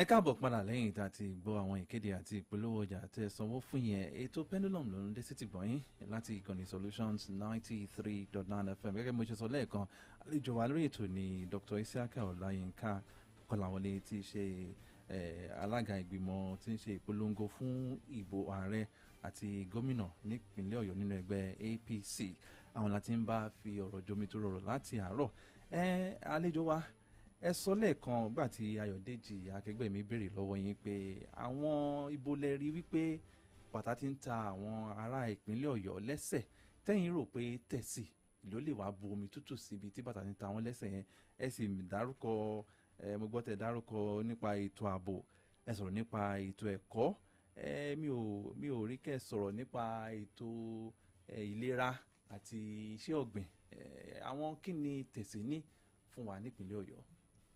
ẹ ṣeun à ń sọ̀rọ̀ lọ́nà ní kó tó di pé a tún dáni dúró díẹ̀ ètò ìlera jẹ́ ìkan tí gbogbo aráàlú mọ̀ léni pé àfẹ́ni tó bá ń tan rẹ̀ jẹ́ ń kọ̀rọ̀ yàrá ẹ̀ gbogbo hospital ní Ọ̀yọ́ state ní ìsìn tó jẹ́ tìjọba wọ́n ti di mọ́ṣúárì kò sí tẹ́nì kankan lọ ṣe níbẹ̀ gbogbo yìí láti jókòó tá a ti wò kí la fẹ́ ṣe tá a bá débẹ̀ àǹdàdẹ̀ rí pé ọ̀pọ̀lọpọ̀ ẹ̀ kò sí tàbí ṣùgbọ́n a ń láti tún wọn ṣe ká gbé wọn padà sí ibi tí wọ́n wà àti pé kó tó jù bẹ́ẹ̀ lọ oríṣiríṣi àwọn ètò tó jẹ́ fún àwọn ìlera tí ó jẹ́ kókó míì tí ò ń ṣe ọ̀rọ̀ general náà la tún ti ní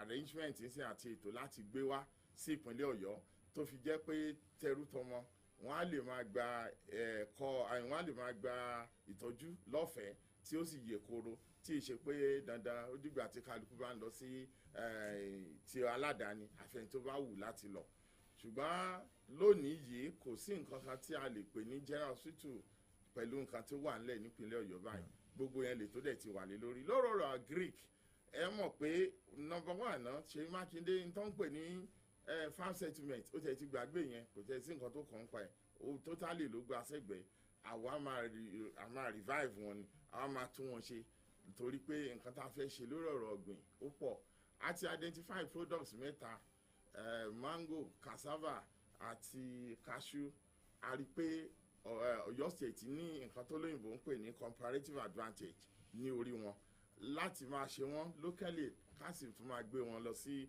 òkè òkun a ti ṣiṣẹ́ lórí kí ni nǹkan gan tó tiẹ̀ lè mú wá lórí ẹ̀ tí àní máa sọ níbí torí kán máa lọ máa tún jíwèé wa wò wọn bá tà sọ ẹ ní ìsìn wọn ó ti máa ṣiṣẹ́ lé lórí so nípa bẹ́ẹ̀ and Greek wa eléyìí ṣe pé àwọn àwọn agbo gómìnà ti wa ìyẹn gómìnà tí ó dé lágbára ọlọ́run lọ́sẹ̀ tí ń bọ̀ sẹ́nitọ́ Tẹ̀sílíù Fọlárìn kì í kò ní wá gbogbo ayémọ́yà bíi ti Ṣèyí Mákindé deputy governor ni ó handle ọ̀rọ̀ agric wa a ti sọ yẹn a sì ti parí ẹ̀ bóyá rẹ̀ ṣe wà nìyẹn tẹ́ bá rántí pé out of the 28,000 square meters square kilometers ta ní lọ́yọ̀ state èyí tó pọ̀ ń bẹ Òkè Ògùn ló wà so agric wa ibẹ̀ la fẹ́ focus ẹ̀ sí number one láti develop Òkè Ògùn gidi bí wọ́n ṣe wà lọ lẹ́nìí àfẹ́ pay lip service sí development of Ògùn torí wọ́n wà very critical in the governance of Ọ̀yọ́ state so the deputy governor is from Òkè Ògùn ìyẹn deputy governor tí ń bọ̀ nísìnyí o kì í ṣe deputy governor eléyìí tí ń bẹ̀ ń bẹ̀ yìí o léyìn ń lọ o so deputy governor tó ń bọ̀ yẹn o ní òṣìṣẹ́ gbogbo ọ̀rọ̀ agric governor ti gbélé lọ́wọ́ o ló máa ṣiṣẹ́ and coincidentally from background ẹ̀ náà agric ni ẹ̀kọ́ agric ló ṣe ó dẹ̀ ṣe dé PhD level so àárọ̀ Ọ̀yọ́ ká fi ọkàn balẹ̀ lórí gbogbo ìyẹn so that ó ní ṣe àwọn misplaced priority bí ká máa ná 16.9 billion lórí bus terminals torí ìjọba Ṣèyí Mákindé láti rí pé gáràjì ó ti fine ju school lọ ní lọ́yọ̀ state ẹ bá ra àwọn gáràjì tuntun ẹ̀dẹ̀ lọ́wọ́ school bó ṣe rí ṣéyìn ò wá dórí ọpọlọ kodò ni kí ni a tún fẹ́ lẹ́rìí láti fi mọ̀ pé ìjọba eléyìí tí ó ti fail bó ṣe jẹ́ nìyẹn. ibì kan wà tí mo fẹ́ mẹ́nubà kí Ayọ̀dèjì tó tún béèrè ìbéèrè tiẹ̀ nígbà ayé gómìnà àná ti ṣe bàbá wa Abíọ́lá Ajímọ̀bí àwọn òṣìṣẹ́ ìjọba àti àwọn òṣìṣẹ́ fẹ̀yìntì a gbọ́ wípé wọ́n máa ń àti rí owó oṣù gbà kò lọ déédéé ọ̀pọ̀lọpọ̀ àwọn oṣù ni wọ́n jẹ àwọn òṣìṣẹ́ ìjọba àtàwọn tó ti fẹ̀yìntì lẹ́nu iṣẹ́ nígbà náà nígbà ayé ìjọba àná ti ìjọba APC ti ṣe ti bàbá gómìnà Abíọ́lá Ajímọ̀bí nígbà tí Ṣèyí Mákindé ti débẹ̀ a rí pé gbogbo àwọn òṣìṣẹ́ ìjọba tayọ̀ àti ìdùnnú ni wọ́n fi ń gbowó oṣù wọn ní gbogbo oṣooṣù bẹ́ẹ̀ sì ni àwọn òṣìṣẹ́ fẹ̀yìntì náà tígbà táwọn APC bá wá padà síbẹ̀ ṣé kìí ṣe pé a tún padà sí ìgbà ayé ìgbà àná nípínlẹ̀ Ọ̀yọ́. ẹ ṣeun ṣe rí tí a bá ṣe dáadáa ká sọ sẹ́ńtọ̀ Abíọ́lá Ajímọ̀bí ṣe dáadáa nínú ìjọba ṣùgbọ́n aṣọ ògbà náà ń dá fúngbà tí ọmọ tá a bí tá a pa màálù kì í ṣe kórìíre ẹ̀ ní tó bá ń lẹ̀ ni ọmọ ìta àti bí ọyá ewúrẹ́ la pa àbá àti ẹ̀rí nǹkan kan pa àbá àpàdé àsìkò ẹni ní àsìkò kan níjọba Ajímọ̀bí ẹ rí i pé nǹkan le gan ní Nàìjíríà ó kàn jẹ́ pé àwọn èèyàn jó nígbàgbé owó ò wọlé bó ṣe yẹ kó wọlé nǹkan tough gan so ìyẹn fà á tí ìfàsẹ́yìn díẹ̀ fi wà nínú ọ̀rọ̀ owó kí n sọ fún yín gan báyìí mo ṣe ń sọ̀rọ̀ yìí àwa tá a ṣèjọba pẹ̀lú Ajímọ̀bí fọ bí ọdún kan àgbà £1 ní sálárì ó wà rẹ́kọ̀d tí káwọn Ṣèyí Mákindé bá fẹ́ sọ̀rọ̀ kan gbé jáde ìmí wà tó jẹ́ pé ìdajì owó ló ń fẹ́ everybody ìmí tiẹ̀ wà kò mọ́mọ́ appoint nítorí pé gómìnà ò fẹ́ ọ̀rọ̀ owó sísan yẹn ń jẹ́ wàhálà fún bí ọdún kan wọn kò pẹ́ nìkan kankan síjọba láti fi rí i pé ọ̀rọ̀ owó oṣù yìí bọ́dì yẹn òun ṣáà rí ọ̀nà láti manage kò rọrùn ní àmọ́ síbẹ̀síbẹ̀ ó wá ṣagbára ẹ̀ lórí pé kí nǹkan lè rọrùn fún aráàlú n tó wà nílẹ̀ lónìí torí pé ọgbọ́n ẹ̀sìn wèrè ẹ̀mí ni gbà tí kálukú ti rí n tó ń ṣẹlẹ̀ kò sí nǹkan kan tí ń bẹ nínú ké òṣìṣẹ́ sanwó oṣù ẹ̀ ká sì san kó ṣiṣẹ́ oṣù ká dẹ̀ sanwó ẹ̀ fún ẹ̀ ń bá ṣiṣẹ́ ó yẹ kó gbowó oṣù ẹ̀ ni kò sí nǹkan kan lónìí àti wó gbogbo ẹ̀ torí pé tọmọdé bá ṣubú yóò wò wájú tágbà bá ṣubú ẹ̀yìn ni ó wò àwa ti wó gbogbo ẹ̀ kò sí nǹkan kan bó ṣe kó le tó Ọlọ́run ní jẹ́ kó lè mọ́ wa owó oṣù òṣìṣẹ́ ó di sísan kó tiẹ̀ tó di ọgbọ̀n ẹjọ́ mẹ́ẹ̀ẹ́dọ́gbọ̀n ẹjọ́ kẹẹ̀ẹ́dọ́gbọ̀n tó ń san làwọ̀ san kò sí à ń kí ni kú iṣẹ́ nù pé àsanwó oṣù èèyàn kí ni wọ́n kú iṣẹ́ fún kí ni wọ́n mọ̀ kíyàn fún. bí a torí nǹkan táwọn èèyàn ti là kọjá tẹ́lẹ̀tẹ́lẹ̀ kí ìjọba ètò bó sórí àlùfáà náà ni. náà yẹ bẹ́ẹ̀ ni ṣùgbọ́n tó fà á tó fi rí bẹ́ẹ̀ náà mo kọ́ ṣàlàyé yẹn àmọ́ kò ní rí bẹ́ẹ̀ mọ́ nígbà táwọn náà ti mọ̀ pé ọ̀rọ̀ owó oṣù bíi ogún aláàrú ni kò yẹ kó gbẹ so nípa bẹ́ẹ̀ a máa ṣe débi pé kó tó di bí on the 22-23 àwo ti máa sanwó á dẹ̀ ti rí pé gbogbo ẹ̀ ó lọ bó ṣe yẹ kó lọ. gbogbo àwọn ará ìpínlẹ̀ ọ̀yọ́ ń gbọ́ báyìí o. pátápátá so and ó ní gbogbo pa nǹkan tá a fẹ́ ṣe gan lórí ọ̀rọ̀ nǹkan ọ̀gbìn nǹkan kan tá a sọ láti tún lè jẹ́ kí owó máa wọlé náà ni and Ìbàràpá Ògbómọ̀ṣọ́ gbogbo ẹ̀ náà wà nínú àwọn ibi tí a máa ṣe àwọn oko tá à ń sọ yìí sí tó fi jẹ́ pé Ògbómọ̀ṣọ́ ló ní mango for instance so táwọn náà sì mọ̀ the best cassava in the world papa Ọ̀yọ́ state yìí ni so gbogbo yẹn la fẹ́ take advantage of tá a dẹ̀ máa rí pé aṣẹ́wó títọ́ àdúgbò ṣe yẹ kówó lè wọlé tó bá ti ń wọlé gidi wàhálà ò ní sí faraàlú ìgbáyé gbẹ́dùn gbogbo aráàlú á sì dára. All right, sir. Well, Solutions 93.9 FM is the station, and Pendulum is the show this Sunday afternoon. And of course, we have in the studio with us Dr. Isiaka Kolawole.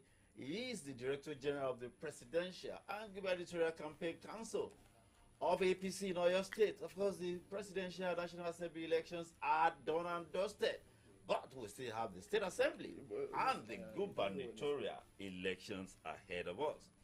Well, in Oyo State, sir, we've always noticed that to get any sitting governor out of office, it practically requires a coalition or alignment of forces.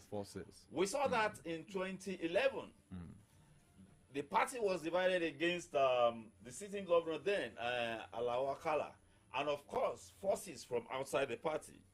In 2019, it took a coalition of forces, an alignment of forces, to get APC out of power. And of course, there were also dissenters within the party.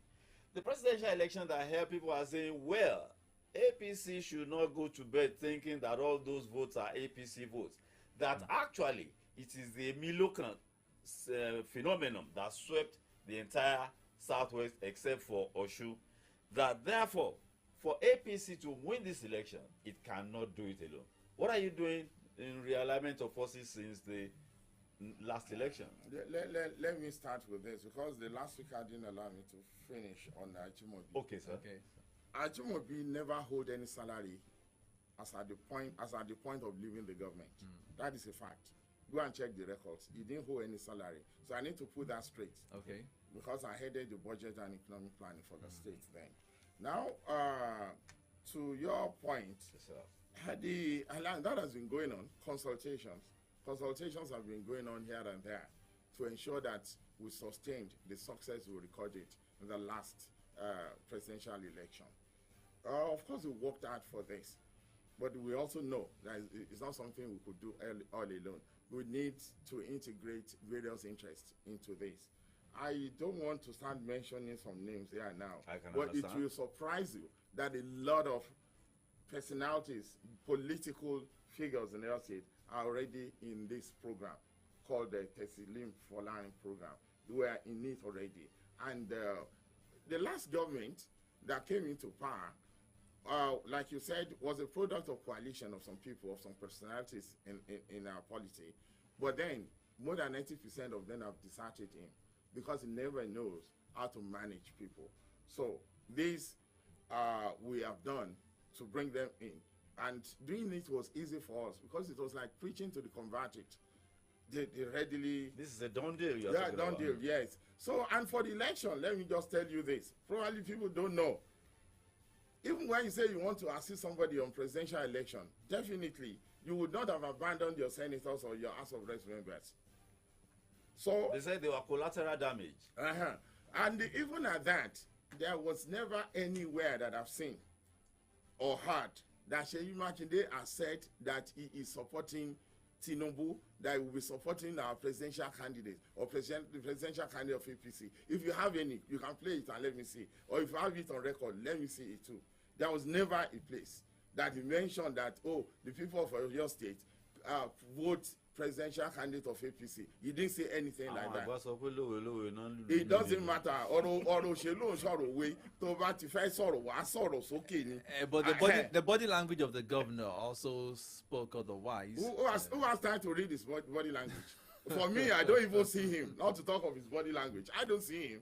So why do you talk about the language? Let him go out and say, oh, the people of Oyo State, I'm enjoining you to vote for APC presidential candidate, which he didn't do. And we don't, for us in Oyo State, the election of Asiwaju Bola Ahmed Tinubu, for election of Asiwaju Bola Ahmed Tinubu, Seyi Makinde was a super luxury. We never needed him. We would have needed him anyway. We were in this government for 8 years. Where was he? We were in government in 1999 when the military supervised the elections in this country, which was free and fair. APC won. Where was even PDP then? Not to talk of Seyi Makinde. So if we are coming back now by the special grace of God, it was because we know the terrain very well. In fact, probably more than him. Could be a governor, it doesn't matter. And we knew why we failed the other time, the last election. And we are addressing that. And for the last election, let me put this straight on record. Oyo State has the best record and came first in that election in Nigeria. I'm not talking about Southwest. I'm not talking about South-South. Nobody has taken time to look at the statistics. Oyo State came first in Nigeria. And I'll tell you, Lagos State led in terms of votes by 572,000 and above. Kano came second, 517,000 and above. And of course, Oyo State, Katsina came third, 482,000 plus. Now Oyo State came fourth. Oyo State scored 449,000. Unfortunately, those three that I've mentioned, Lagos, Kano, Katsina, they lost that election. Yeah. And of course, they were not for APC. Of course, they came back with deficit in that election. Oyo State came fourth in terms of voting, but when you talk of it in terms of the winner states in Nigeria for APC, Oyo State came first. Go and check the records. No one beats Oyo State here. So it will be full RG for anybody or any governor to now say that he has, or a governor from opposition, to now say that he has helped APC when we won not only in that presidential election, but also gave him 3-0 in Senate. And 8-4 in the House of Reps, and 2 are still a rerun, which we are going to win by the grace of God. So what is he saying? Or what is it anybody is insinuating? We won fair and square, and we are still going to repeat that feat come next week by the special grace of God. All right, we go on this break. We'll be back shortly.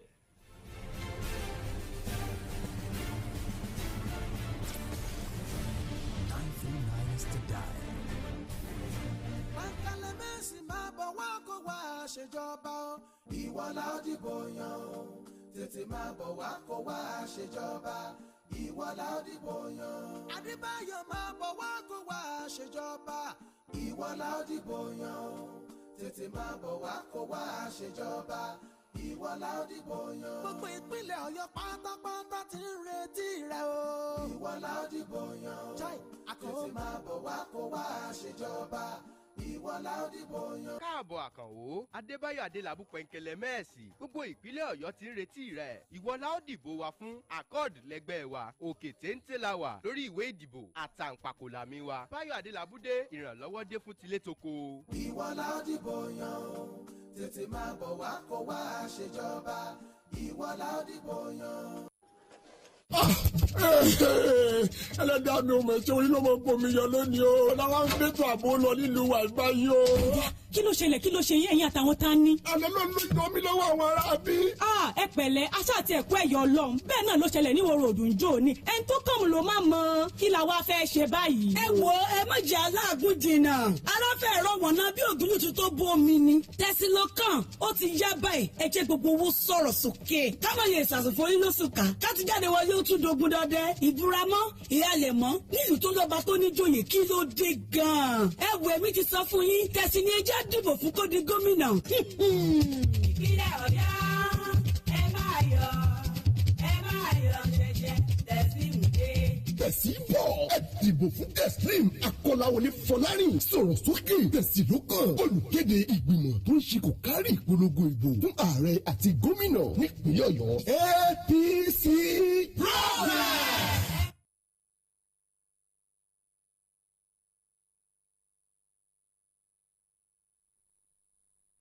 Yes, thank you so much for staying with us. The conversation continues on Solutions 93.9 this afternoon, and of course, the show is Pendulum. we are hosting Dr. Isiaka Olayinka Kolawole, the Director General of the Presidential and Gubernatorial Campaign Council of the APC for Oyo State. Well, like they say, this is the home run for the program. And this question I would like to put to you, sir. There's been speculation in the air that when the president-elect visited Oyo State for that rally, he went to the governor's office. And of course, there was a warm reception that was accorded him there. And on the strength of what the governor said, that for House of Reps, Senate, vote for PDP candidates, and the presidential election, vote for justice, equity, and national unity.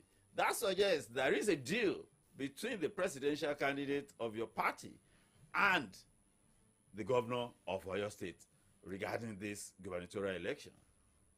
Thank you.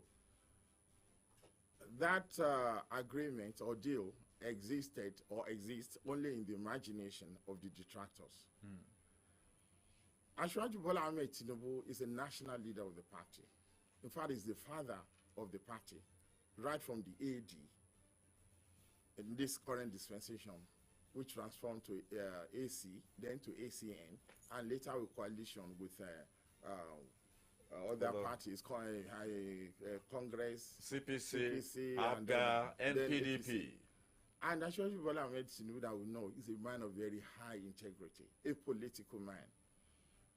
And he couldn't have done that in any way, we know.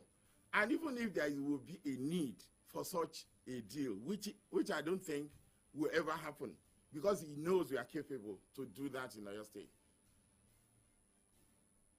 Asiwaju would have carried the critical stakeholders along. That is the way the man behaves. He's a strategist. He doesn't do one good thing and incur 10 bad things at the same time. So he would have done that very neatly. And like you just said now, Seyi Makinde said they should vote for his party in Senate, which the people of Oyo State rejected. They should vote for his party in House of Reps. Again, Oyo State people rejected him and that so-called directive. And of course, in presidential, that he did not even mention our candidate. He's now laying claim to that. How stupid can one get? So to us, it stands logic on his head if he will be telling us that. And Asiwaju never mentioned anything like that. And let me tell you why Asiwaju would have to go to governor's house. Government house. Thank God you didn't say you went to Seyi Makinde's house. He went to government house. A national leader, a former governor, he can go. And of course, he went there as a matter of courtesy call to the governor of the state where he was visiting as at that day. We did not see anything wrong in that. But that is not enough to start insinuating what does not exist and what never existed. ọ̀dà ká tó máa tàtà pèsè lórí ètò yìí ẹ sọ lẹ́ẹ̀kan ẹ sọ̀rọ̀ nípa ẹ mẹ́nuba àwọn mọ́tò parks tí ìjọba tó wà lóde lọ́wọ́ yìí tí wọ́n gbé kalẹ̀ ẹ bá sì béèrè lọ́wọ́ ìjọba ìpínlẹ̀ Ọ̀yọ́ lọ́wọ́lọ́wọ́ báyìí àwọn tó ń tukọ̀ rẹ̀ báyìí wọ́n ní láti mú owó wọlé sínú àpòsùnà ìjọba ìpínlẹ̀ Ọ̀yọ́ ni nígbà tí tẹ̀sí bá dé orí àlééfà tọ́lọ́run bá gbé débẹ̀ àwọn bó ní tẹ̀sí fẹ́ fojú sùn láti mú owó wọlé sínú àpòsùnà ìpínlẹ̀ Ọ̀yọ́. Ẹlẹ́ẹ̀kan mo ti kọ́kọ́ dárúkọ ọ̀rọ̀ agriculture ní Ọ̀yọ́ state torí pé nǹkan tí èèyàn ò bá ṣe tó fẹ́ fi ṣọrọ̀ ajé ó gbọ́dọ̀ jẹ́ nǹkan tí ó bá èròjà àbí kí ni wọ́n minerals ìmúṣọrọ̀ tí Ọlọ́run fún ó gbọ́dọ̀ bá mu. nǹkan àlùmọ́nì ilẹ̀. ní Ọ̀yọ́ state lẹ́ni àwọn nǹkan àlùmọ́nì ta ní afẹ́ tiẹ̀ kọ́kọ́ bẹ̀rẹ̀ mẹ́ta nù ẹ̀ tí á dẹ̀ fọ́n wọn káàkiri gbogbo àgbáyé tá a gbà ṣe àyẹn ni mango cassava àti cashew a ti ṣiṣẹ́ lórí ẹ̀ owó pọ̀ níbẹ̀ kì í ṣe owó kékeré à sọ̀rọ̀ 48 billion kan tí èèyàn kan ò ní tó lónìí tí wọ́n á ń ṣiṣẹ́ tọ̀ à ń sọ̀rọ̀ owó gidi ní Nàìjíríà which is in billions of dollars so a rí pé ìyẹn ọ̀nà gidi ni by the time ti dry port ti bá bẹ̀rẹ̀ ẹ rántí pé dry port tá à ń sọ̀rọ̀ èyí federal government ló ní kì í sọ̀rọ̀ pé Ọ̀yọ́ state tó torí àwọn èèyàn ọ̀pọ̀lọpọ̀ ní ọ̀rọ̀ òye dry port federal government ló ń ṣe tí federal government bá dẹ̀ ti táwọn bá ti débẹ̀ nítorí pé ìjọba wa ò ń ṣe alátakò pẹ̀lú ìjọba tòkè a máa tètè bẹ̀rẹ̀ iṣẹ́ lórí ẹ̀ ó ti fẹ́ parí kákànṣe ọ̀nà díẹ̀ síbẹ̀ àti àwọn nǹkan kéékèèké tó kù ni from there I serve about 5-6 states and kì í ṣe owó kékeré lọ́yọ̀ state máa máa rí látàrí ẹ̀ so àwọn nǹkan bẹ́ẹ̀ yẹn ni ó wà nílẹ̀ táwọn fẹ́ ṣe tí ọlọ́run á dẹ̀ jẹ́ kí owó máa wá lẹ́yìn náà ni nǹkan táwọn ń pè ní foreign direct investment owó tí àwọn tí ń wá láti òkèèrè tí wọ́n máa kó wọ nàìjíríà láti wá fi dá iṣẹ́ sílẹ̀ níbí nígbà tí security tí ò bá jẹ́ problem mọ́ ní ìlú wa torí lẹ́yìn tẹ́ẹ̀ fi lè rí wọn òun náà ni pé pààyè wà nílùú kò dẹ̀ sí ẹni tí ó fẹ́ fẹ̀mí ẹ̀ wéwu so nípa bẹ́ẹ̀ foreign direct investment ó máa high gan lọ́yọ̀ sí á pọ̀ sí by the time tí Senator Teslim Kọ́láwọlé Fọlárìn tó bá déjọba gẹ́gẹ́ bí gómìnà ìpínlẹ̀ Ọ̀yọ́. Well, just like I said a few minutes ago, it's the home run and we're home. And as we go, 30 seconds, a word out there to the people of Oyo State. For the people of Oyo State, I want to appeal that this election is a very serious one. It's even not just about the election now. To us, it's like we are engaging in population or census counting. Because if we could have Asiwaju there as the president of Nigeria, it is only reasonable that we have an APC governor that would, do the best and deliver the best in terms of dividends of democracy that will flow from the top to Oyo State. And balance the synergy. And again, for us in Oyo State, because of the belief of our party and that of Senator Kọ́láwọlé Fọlárìn, who symbolizes the state governance for APC, we are going to revive local government. Like I said, they are going to be empowered and they will be brought back to life so that every nooks and crannies of the state will be developed at the grassroots level, and you have that sustainable development from the bottom to the top. Ó dáa ní ìṣẹ́jú àyá kẹ́ tó máa lọ mo fẹ́ kẹ́ báwọn ará lè sọ̀rọ̀ ní ìṣẹ́jú àyá nǹkan tí ẹ fẹ́ kàn ṣe fún yín.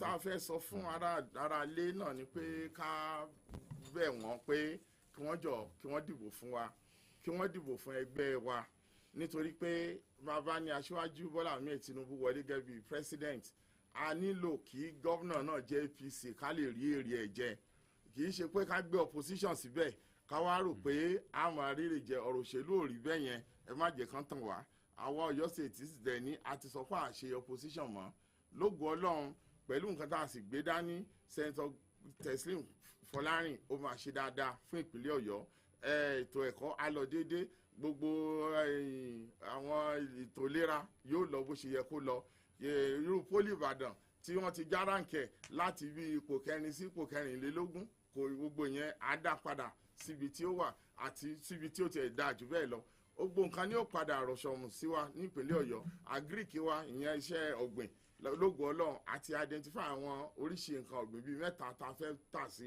àgbáyé tí a fẹ́ ṣe ìyẹn mango cashew àti cassava tí Ọlọ́run á dẹ̀ ràn wá lọ́wọ́ lórí ẹ̀ dry pot náà ti fẹ́ dé Ìbàdàn sí ó ti ń dé kákan parí ẹ̀ ní tí wọn ò fi tètè dá lónìí pé federal government àwa la ní àwa ò sì fẹ́ kó gborí yẹn so àwa la gborí yẹn táwa ti débẹ̀ lábẹ́rẹ̀ iṣẹ́ lórí yẹn so bó ṣe jẹ́ nìyẹn. Well, thank you so much. Solutions 93.9 FM is the station and Pendulum is the show this Sunday afternoon. It's a wrap on the program. We have been in conversation this afternoon with Dr. Isiaka Olayinka Kolawole, the Director General, Presidential and Gubernatorial Campaign Council of the APC for Oyo State. Thank you so much for having this conversation with us this afternoon. It's been Ayodeji Ajishokwe with Damola Lafewa. God bless you all. God bless our union. Bye for now.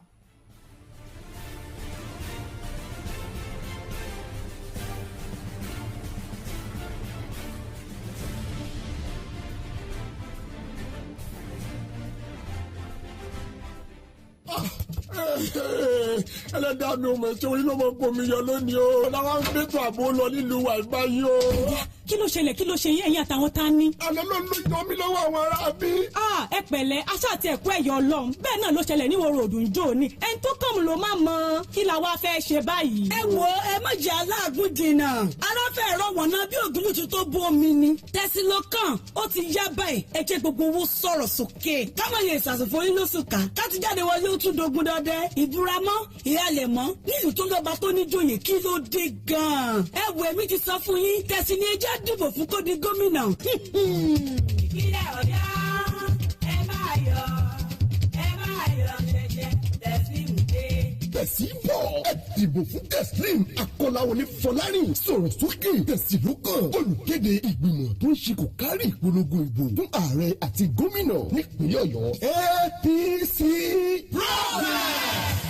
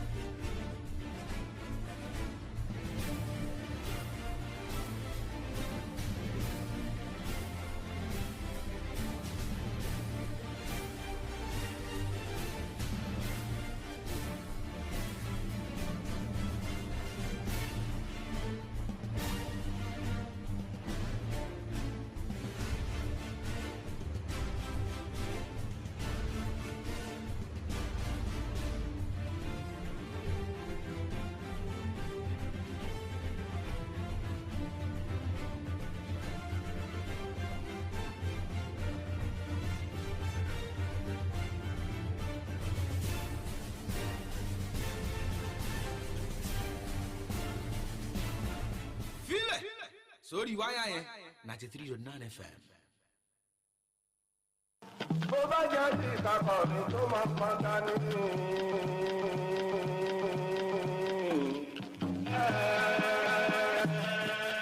ṣàkà bàbá wà yìí àdìgbò ọmọ nǹkan máa ṣeré kò sọ̀rọ̀ ta ò lè fún nítorí kò ṣẹ̀ṣẹ̀ ta ò lè fún orin sọ.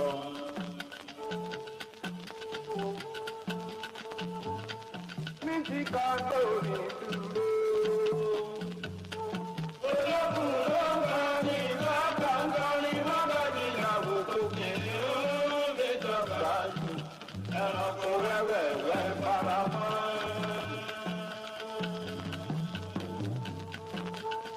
Mi ò sí nílé ẹ bóyá mi kéré. Mi ò sí lọ́jà ẹ bá aṣọ mi jà. Ọmọ nígbà ló ní ìsọ̀yà ẹ̀fẹ̀ níjẹ̀bi ojú ìgbẹ́ lójú ojì. Àwa ni yọ̀ ayé.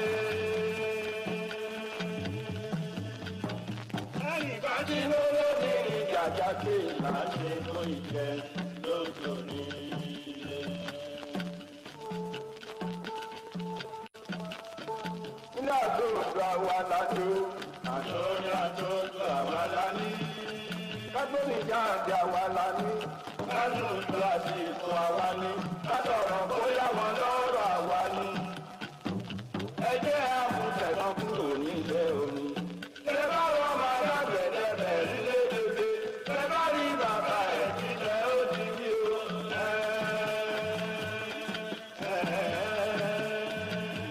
Tani ní pọ̀hùn mẹ́fà tó ṣe mí tó kọjá òní ìlú. Gbogbo orúkọ ìlú ìyàwó gbàgbéjì olórí. Màmá lábẹ́ ọ̀dàgùn kò ní mú jẹ́. Akọ̀wé ẹgbẹ́ bàbá lédè ká. Màmá lábẹ́ ọ̀dàgùn kò ní mú jẹ́. Kàníyù tẹ́sọ́ra ọkọ̀ sáré. Màmá lábẹ́ ọ̀dàgùn kò ní mú jẹ́. Màmúdù ògbọ́n nígbèyìn Balógun. Màmá lábẹ́ ọ̀dàgùn kò ní mú jẹ́. Kàrímù fárùn bí bàbá mú yìí. Alámọ̀jú sọ ẹgbẹ́ máa já yé ẹ. Màmá lábẹ́ ọ̀dàgùn kò ní mú jẹ́. Bísí fárùn bí ni bàbá ẹ fẹ́ o. Màmá lábẹ́ ọ̀dàgùn kò ní mú jẹ́. Níjọba lọ bá wọn kò máa wò. Ọ̀tìtẹ́ gbajúmọ̀ fẹ́ta àgbèjì aṣọ́tẹ́. Ọ̀tà ìjàmbá wọn fi lé ìjà gbà. Ìwọ̀n yẹn náà fi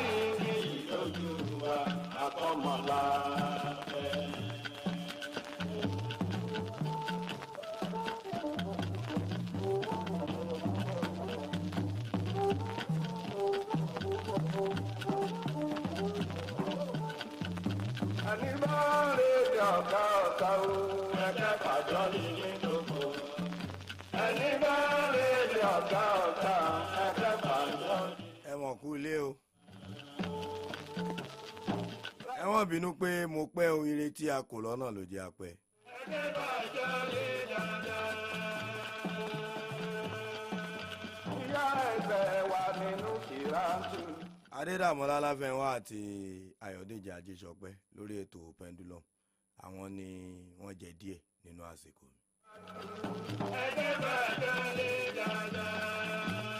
olóòtú ètò láti inú àkàsí ni Adédàmọ́lá Láfẹ́nwá, ṣé wọn á lé ta ni.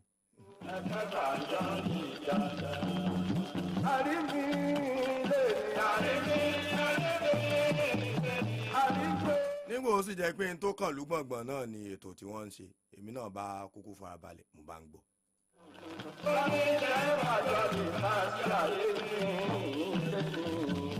orin ẹ ṣàká òun ni ẹ ń gbọ́ ẹ, ọmọ ìyá mi ojú kejì ni. ẹ rí i pé ń dínkà bẹ́ẹ̀ ni rẹ́kọ́ọ̀dù ni.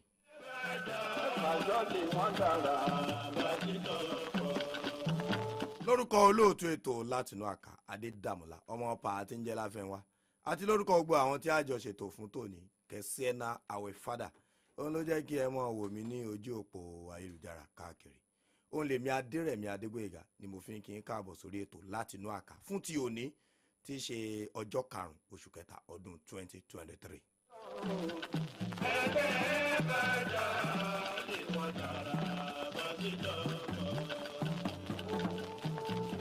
Ànàbí ìjà máa ń gbàdùn fọ́nbọ́n sọ ẹ̀kẹ́ ẹgbẹ́ bàjá ìwọ̀n dára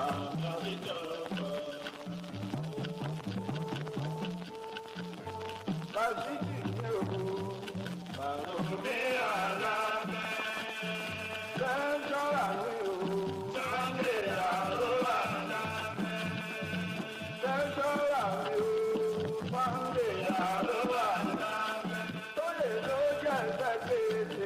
ẹ mọ́ gbàgbé pé bí ẹ ṣe ń gbọ́ mi ní orí rédíò yín níkànnì 93.9, bákan náà ẹ lè máa wò mí kétékété lójú òpó ayélujára káàkiri social media handles ní Facebook Solutions 939 FM, ẹ láìkì ẹ rí mi, ẹ rí orí ohun tó dán ṣòwòṣòwò báyìí. ní Instagram náà Solutions 939 FM, bẹ́ẹ̀ sì ni ní YouTube Solutions 939 FM.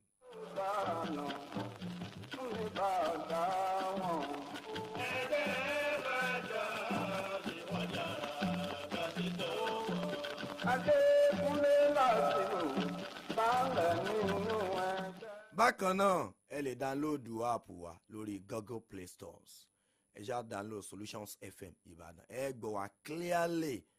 bẹ́ẹ̀ sì ni ẹ lè gbọ́ a ní ọgbà àjàrà rédíò tí àwọn láfin pè ní Radio Garden.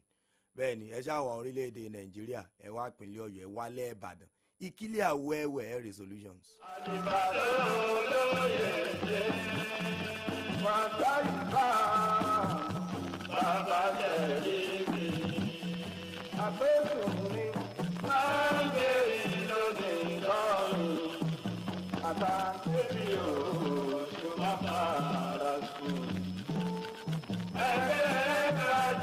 tí aago 5 bá kù ìṣẹ́jú 15 àárẹ̀ lu aago owó bẹ́ẹ̀ ni.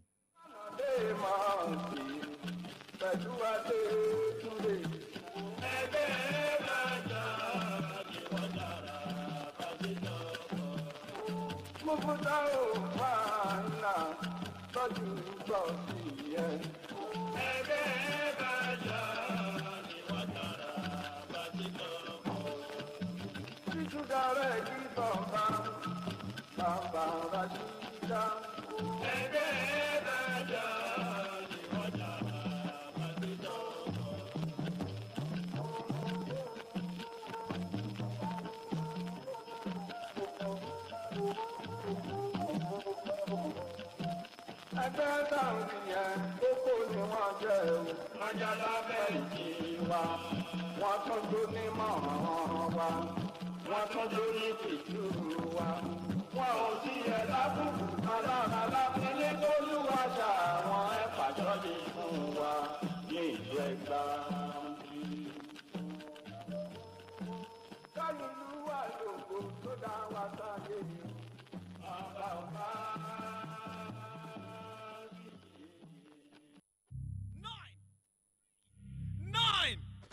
Fatima what?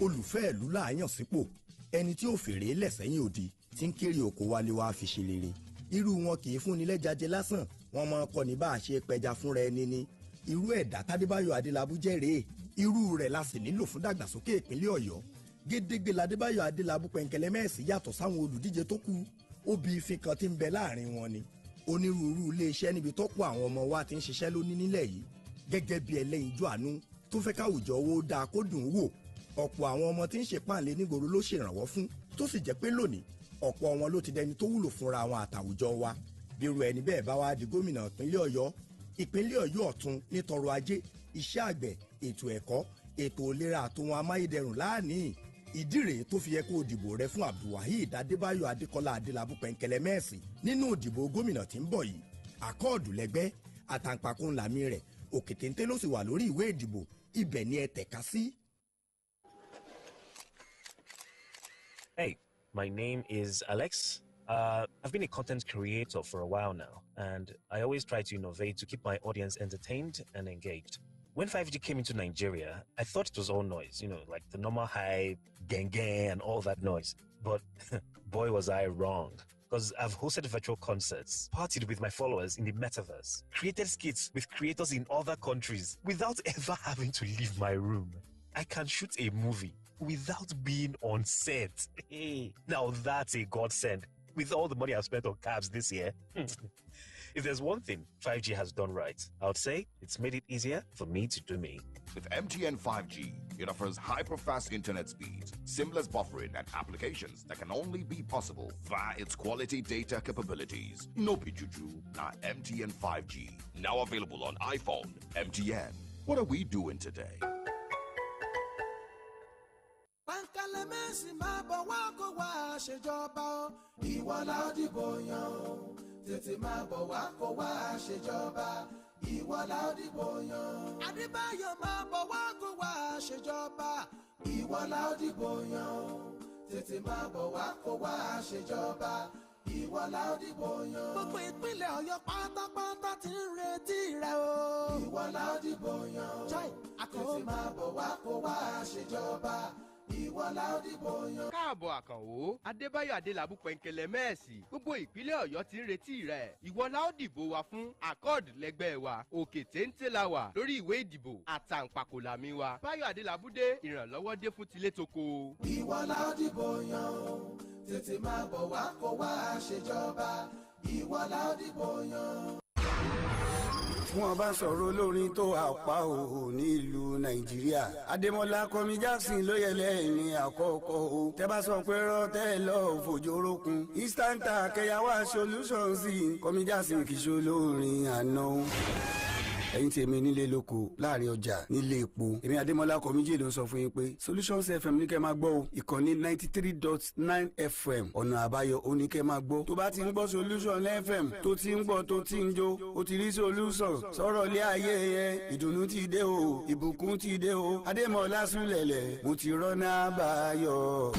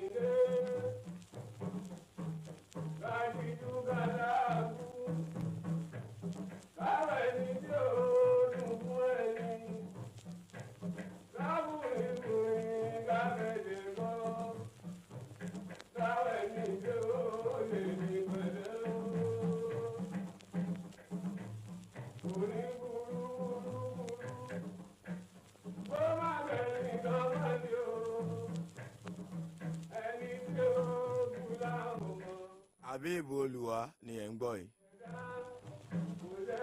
Wọ́rọ̀ ni mo fẹ́ fi wọlé lórí ètò fún tòní ẹ̀ sì gbọ́ dáadáa.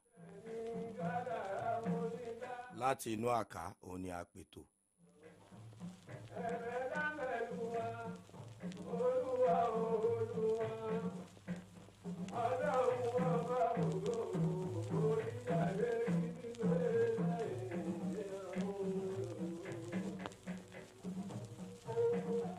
Sakara òun ni eléyìí náà.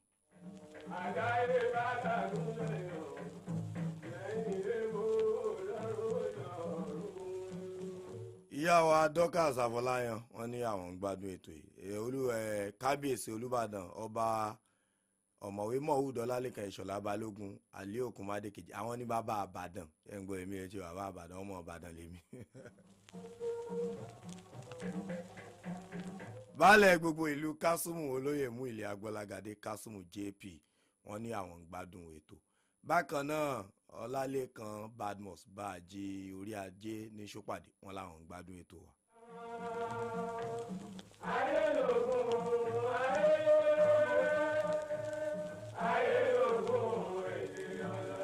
Bàdà Olúbàdàn ilẹ̀ Ìbàdàn olóyè Wàsíù Adérójú Ajíbádé Aláàdọ́rin wọ́n láwọn ń gbádùn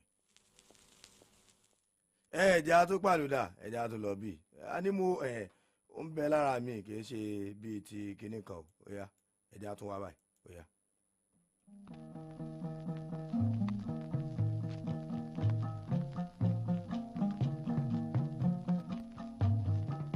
bàrà ìbámu ẹ̀bọ̀ wọlé àìdìbò ramani. Àìdìbò ramani. Ọmọ orí tó kẹ́yìn máa dá mi. Ọmọ Fáṣọlá ti ń jà dúpẹ́. Bàbá rí sí bàbá Ọlọ́run tó yí mi. Bàbá àdúrà ṣì dí mi. Bàbá yìí sí àkà mọ́ra bàbá táwa ká lè dùn mọ́ra ọkọ̀ mú ìbàdù ọkọ̀ mú líka ìyá bẹ́ẹ̀ni mi ọmọ jìyà ọmọ jìyà jìyà bí òṣùbù ọmọ jìyà jìyà bí òṣùbù mi. Ètò òdìbò tí ń gbádìbò balẹ̀ wá. Labalábá tó bójú dẹ́kun. Ìyẹn àbá ẹ̀ àbáyá ọ̀ma. Ẹ̀gàn ògbé kòyìn máa dùn mọ́. Ètò Lefty Salami Balógun lẹ́ ń gbọ́ yìí. Volume 1 ojú kìíní rẹ̀ ni. Iléeṣẹ́ Olúbàdàn àná ọba Sálí Ọláṣùpọ̀ Àkànmọ́ Adétúnjì Ajé Ògúngún ní sọ àkọ́kọ́ ló gbé jáde. ọba máa bè kó jẹ́ ọ. Adéníyì Tolúlọpẹ́ wọ́n ní keep up the good works. Bákan náà Agúnbí Adé Sheriff àwọn náà ní good evening. Ẹ mọ̀ ṣí àyè.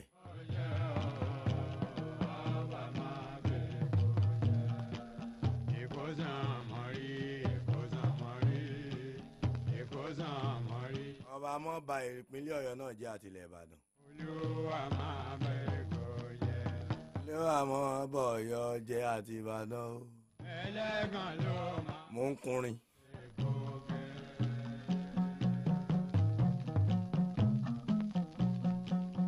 àríbádìje iná àwọn òbí ilé jẹ́ oníwàkiwà. àríbádìje iná àwọn òbí ilé jẹ́ oníwàkiwà. ọ̀tá alẹ́ ọ̀tá òde àwọn alágọ̀rí alágọ̀ra kò máa sí ohun tán lè ṣe ìpémọdé òdì mẹ́sẹ̀ẹ́jà.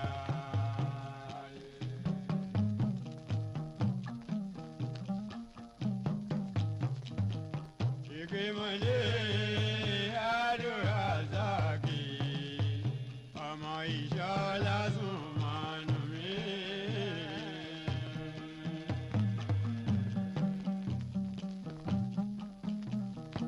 ìmáfojì peter ẹ ṣe o. àdúrà sáàkì ọmọ ìṣọ́lá sùn mọ́nú mi. bàbá ló ti bá tóyìn lọ́ndọ̀nà bàbá tá a sílé làwọn mi. bàbá àṣàkẹ́ ṣeré bá tó bàbá mọ̀súrù ọ̀kan làwọn.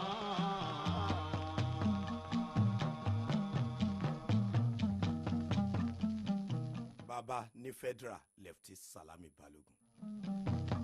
bàbá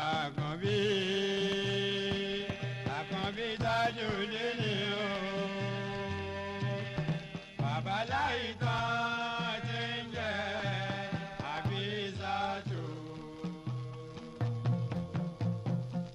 orí ètò látinú àkànní ẹwà níkànnì solutions 93.9 fm pẹ̀lú adérẹ̀mí adégbòyìgá.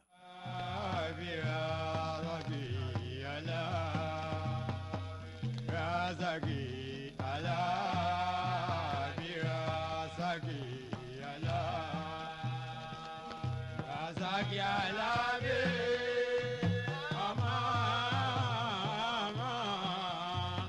ọmọ aládùúkẹ́ ànímáyà ńra lé àjò. oṣó ti bẹ̀ lágbègbè o àjẹ́ ti bẹ̀ lágbègbè o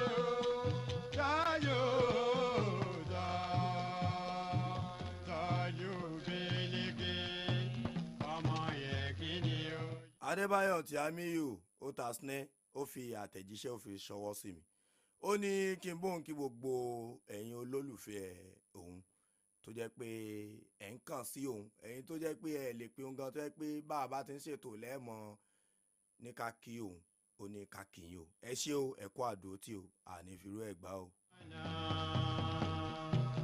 olóyè olówó bàbá túndé sulemana àkọsàmákọ ọ̀gùn wọn bá. ìyá ò náwó ọ̀rẹ́ kó wá tètè wá bí Yétúndé olókùn báyìí o gbọ́. pẹ̀lú ọkọ̀ ọmọ olóyè gbèmí ráò lájú ọkọ̀ sí kíra ọkọ̀ sí kíra ọkọ̀ sí dé kan bàbá ṣẹ̀rí bàbá ń ta wá bàbá tajú dìní. jẹ́ n tún ṣe ń jí orin ìjà rẹ̀. bàbá síkírà bàbá táyé bá tómi bàbá kìmù. Solutions 93.9 FM Àwẹ̀lú Àwòsàn Kíadó Ìbàdàn àwa lọ́nà àbáyọ. 939 Watima what? Watima.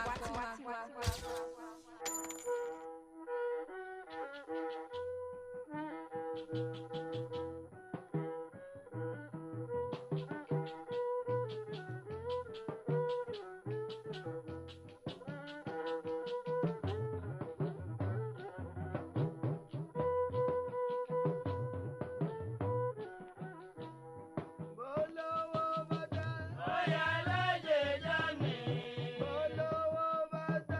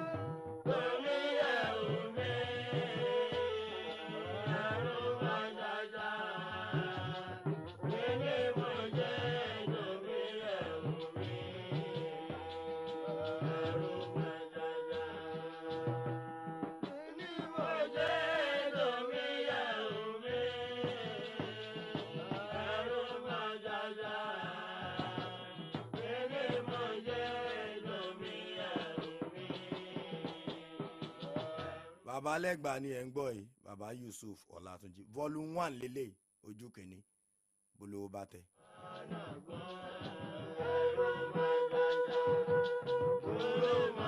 bàbá wa tí ó jẹ́ kí n fẹ́ràn orin pọ̀ kódà gbogbo orin Yusuf Ọlátúnjí tí mo ní lọ àwọn ni wọ́n jẹ́ ni bàbá wa Adérìntọ́lá wa òní ni bàbá ń ṣe 90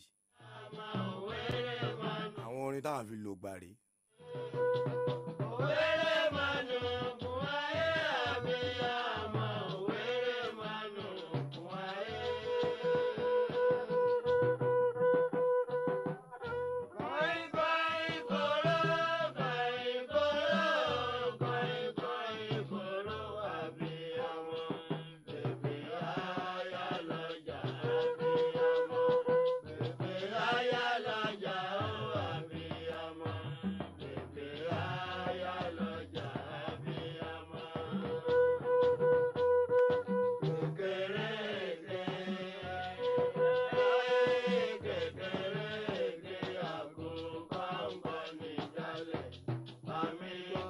ọjọ́ yín tí ó ti dalẹ̀ yóò tún dalẹ̀ jù bẹ́ẹ̀ lọ àwa náà ogun lẹ́mí láṣẹ Èdùmàrè.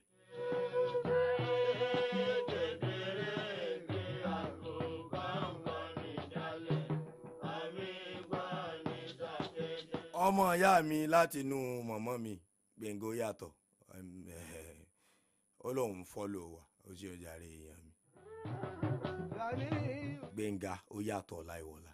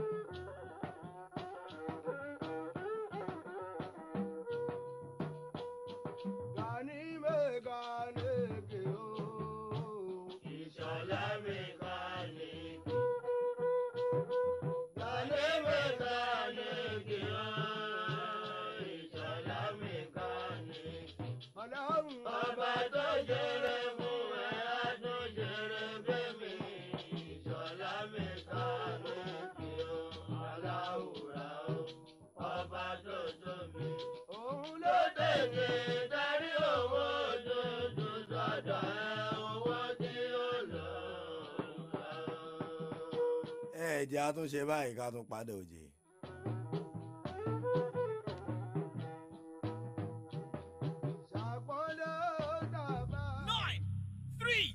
939.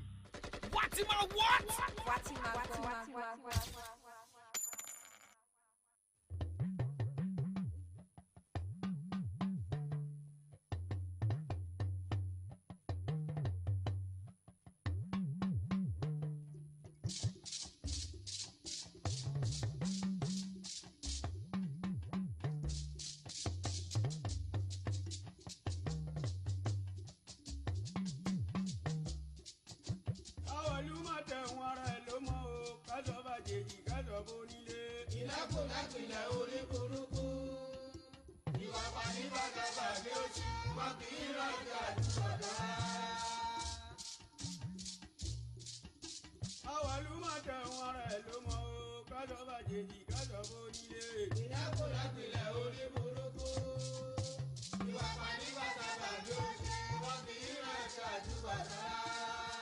ọjọ́ ló jẹ́ nǹkan lójú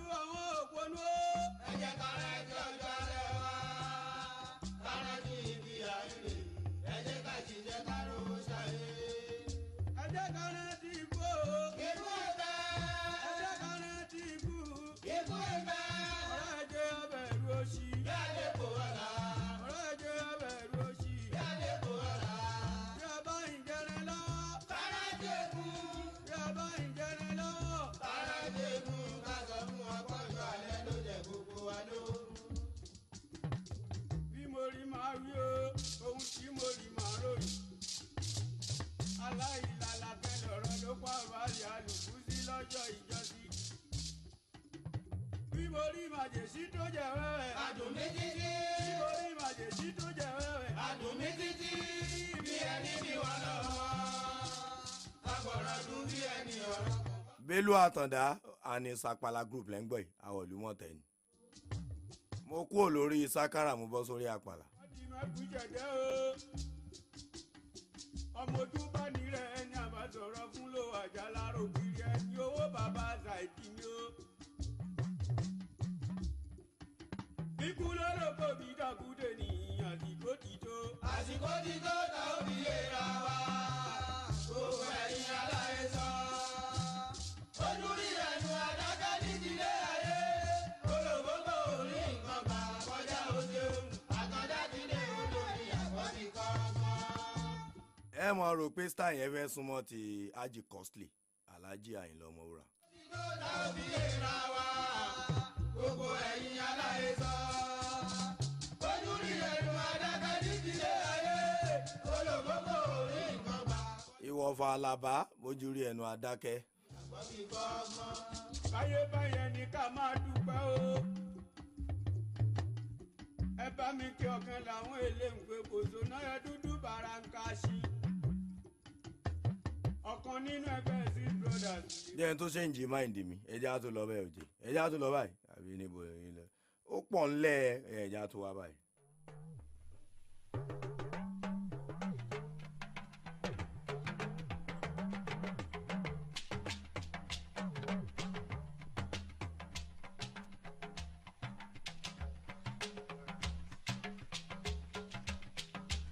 Ayédùn aláhùn tó ń gbére bó nígbà àgbékàdá.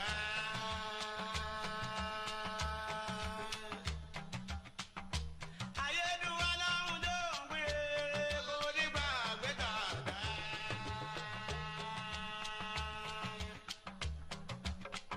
Kò pín dá ayédùn láàbì kò jẹ́ kó yanjú. Kò pín dá ayédùn láàbì kò jẹ́ kó yanjú. Owó òjìlè lábù ìbùtán ní kọ́bà fún ẹ àmúlò támátámá.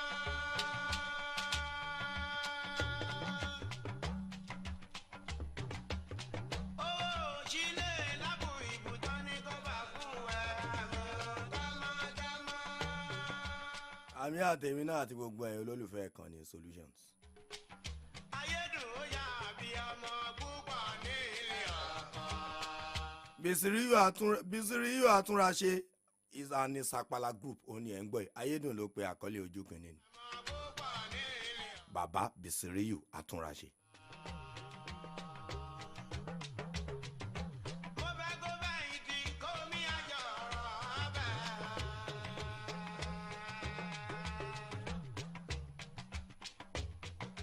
Mo fẹ́ kó bẹ́yìn tí kó mi àjọ ọ̀rọ̀ ọbẹ̀.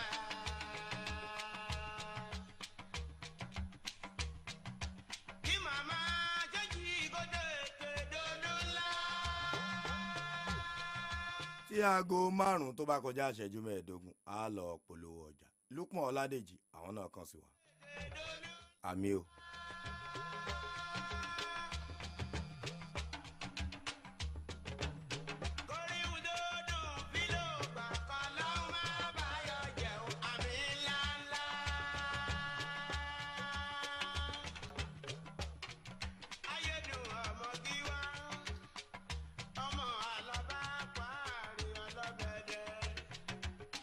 Òyìnbó ní ìṣòwò madam ayédùn ọmọ mẹ́rù gúdúlá pápá.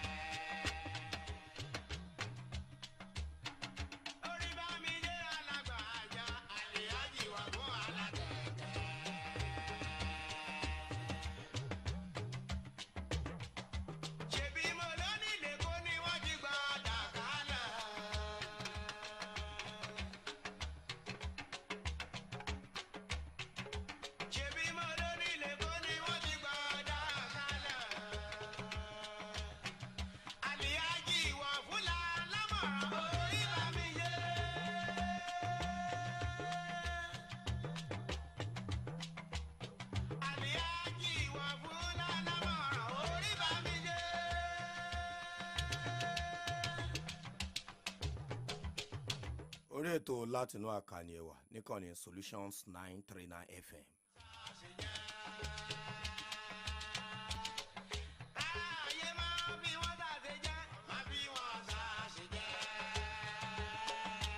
pẹ̀lú atọ́kùn ètò Adérẹ̀mí Adégbóyèga.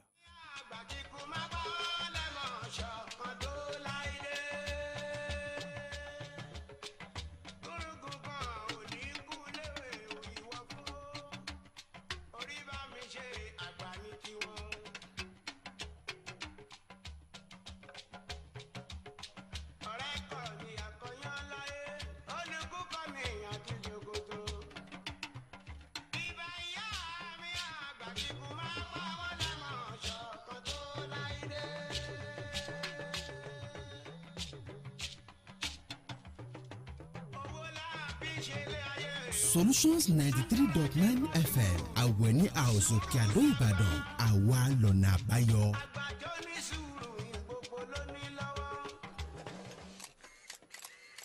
Hey, my name is Alex. I've been a content creator for a while now, and I always try to innovate to keep my audience entertained and engaged. When 5G came into Nigeria, I thought it was all noise, like the normal hype, gang, and all that noise. But boy, was I wrong. Because I've hosted virtual concerts, partied with my followers in the metaverse, created skits with creators in other countries without ever having to leave my room. I can shoot a movie without being on set. Hey, now that's a godsend. With all the money I've spent on cabs this year, if there's one thing 5G has done right, I would say it's made it easier for me to do me. With MTN 5G, it offers hyper-fast internet speeds, seamless buffering, and applications that can only be possible via its quality data capabilities. No pichuju, not MTN 5G. Now available on iPhone. MTN. What are we doing today? International Marketing GSM Car and Trailer Parking àgbékalẹ̀ ààrẹ látòṣà LCDA àti Ìbàdàn North Local Government tó fi mọ́ Uptown Diamond and Landscaping Limited kápákì tuntun yìí o ṣọ́ọ̀bù rẹpẹtẹ láti kọ́ síbẹ̀ fún ọrọ̀ ajé. bẹ́ẹ̀ni gbogbo onímọ́tò ayọ́kẹ́lẹ́ ká àti tírélà máa wọlé páàkì jáde nínú ọjà láìsí ogún mi ọ̀tẹ̀ mi. ọ̀rọ̀ agbémọ́tò wọnú bódìjà ọjà àríbi páàkì sí ti kú mbẹ́. àyè gbọ́kọ̀sí tó fẹ̀ tó lè gba ọkọ̀ tó lé nígbà ló wà ní ọjà bódìjà báyìí o. bẹ́ẹ̀ làwọn ṣọ́ọ̀bù rẹpẹtẹ wà ń bẹ̀ tá a ti kọ́. ẹ tètè wá ra tí ń bẹ̀ kó tó tán. GSM Car and Trailer Park ó wà lórí odò ẹran kára bódìjà. ibẹ̀ fini lọ́kàn balẹ̀. onílé ìkẹ́rùsí warehouse car wash security automated gate àbáwọlé jáde. all wà ń bẹ̀. ilé oúnjẹ kódà panápaná wà ń bẹ̀. Solido real estate consult nílé iṣẹ́ tó ń tàwọn ṣọ́ọ̀bù yìí. bẹ́ẹ̀ bá ti débẹ̀ shop F26 ni wọ́n wà. ẹ pè 0053535064. Pàǹkálẹ̀ mẹ́sì máa bọ̀ wá kó wá ṣèjọba o. Ìwọ la ó dìbò yàn o. Tètè máa bọ̀ wá kó wá ṣèjọba. Ìwọ la ó dìbò yàn. Adébáyọ̀ máa bọ̀ wá kó wá ṣèjọba. Ìwọ la ó dìbò yàn o. Tètè máa bọ̀ wá kó wá ṣèjọba. Ìwọ la ó dìbò yàn. Gbogbo ìpínlẹ̀ Ọ̀yọ́ pátápátá ti ń retí rẹ o. Ìwọ la ó dìbò yàn. Tètè máa bọ̀ wá kó wá ṣèjọba. Ìwọ la ó dìbò yan. káàbọ̀ àkànwó adébáyọ̀ adélabú pẹ̀ǹkẹ̀lẹ̀ mẹ́ẹ̀sì gbogbo ìpínlẹ̀ ọ̀yọ́ ti ń retí rẹ̀ ìwọ la ó dìbò wa fún accord lẹ́gbẹ́ wa òkè téńté la wà lórí ìwé ìdìbò àtàǹpàkò làmì wa báyọ̀ adélabú dé ìrànlọ́wọ́ dé fún tilé toko. Ìwọ la ó dìbò yan o tètè máa bọ̀ wá kó wá ṣèjọba ìwọ la ó dìbò yan. Hi, my name is Dr. Tunji Bakari. I've been a medical doctor for over 20 years. And sometimes I have to recommend my patients leave the country to get urgent care. But with 5G, I don't need my patients to spend enormous amounts of money to fly out. I can consult real time with experts all over the world without needing to get a visa. Even monitoring patients with heart conditions or patients that are at risk of other ailments alone at home can be done with the wearable technology 5G facilitates. Even though I'm a doctor, I keep having to convince my patients this is real, not magic. Bridge the gap with MTN 5G. It offers hyper-fast internet speeds, seamless buffering, and applications that can only be possible via its quality data capabilities. No bijuju, not MTN 5G. Now available on iPhone. MTN. What are we doing today? wẹ́lẹ̀ tí a fi pé ọ̀pọ̀lọpọ̀ àwọn èèyàn wá sí àjọ yìí ni pé a fẹ́ kí àwọn èèyàn mọ̀ pé wọ́n ní agbára lọ́wọ́ láti lè yan àwọn tí wọ́n gbọ́dọ̀ máa darí wọn. gẹ́gẹ́ bí a ṣe ń bá a bọ̀ ó dàbí pé kò ń ṣe tí ó yẹ á gbé ni mo gbé ẹ̀wà ìdá padà ẹ̀ mọ́ bínú nítorí ó lọ gan rè àmọ́ bá wọn tán tá a jẹ. bíbí ire ò ṣeé fowó rà ọmọ tá a bí ire tó sì wá láti ilé ire gbogbo ayé ní òrì lára rẹ̀ tí ó sì mọ̀ látàrí iṣẹ́ ire tó bá ń gbé ṣe nípò tí ìlú báyàn sí. Abíọ́dún Olúwaṣèyí Mákindé ti ṣèkan rí ó dùn gbọ́ngbọ́n sì kàn sí gbogbo wa nípìnlẹ̀ Ọ̀yọ́ lọ́kùnrin lóbìnrin lọ́mọdé àtàgbàlagbà là ń sọ kiri pa àti ìjẹ̀gbádùn ètò ìṣèjọba tó ń ṣèfẹ́ aráàlú bí ìṣèjọba Olúwaṣèyí Mákindé rí ìdí ẹ̀ gangan rèé tí gbogbo wa ṣe ń pariwo 2.0 tó túmọ̀ sí pé k'Olúwaṣèyí Mákindé wá padà wá bá wa ṣèkan sí gbogbo ìpínlẹ̀ Ọ̀yọ́ o lẹ́yìn tá a ti dìbò ààrẹ tán ìbò tá a fi gb'Olúwaṣèyí Mákindé wọlé lẹ́ẹ̀kan sí lókù tá a dì lọ́jọ́ sátidé ọjọ́ 11 oṣù kẹta March 11 kátúyáyátúyá jáde dìbò fún GSM nínú ẹgbẹ́ òṣèlú alábùradà náà ni ẹ má jẹ́ á dìbò fáwọn atúrọ́ tàbí èlùbọ́ ẹ jẹ́ á dìbò fún Ṣèyí kó lè parí iṣẹ́ tí ń ṣe bọ̀ kí Ṣèyí ṣèkan sí orin tuntun 2.0 Honorable Àbáyọ̀mí Fágbénró bíbí ire ló ń kéde. PDP power.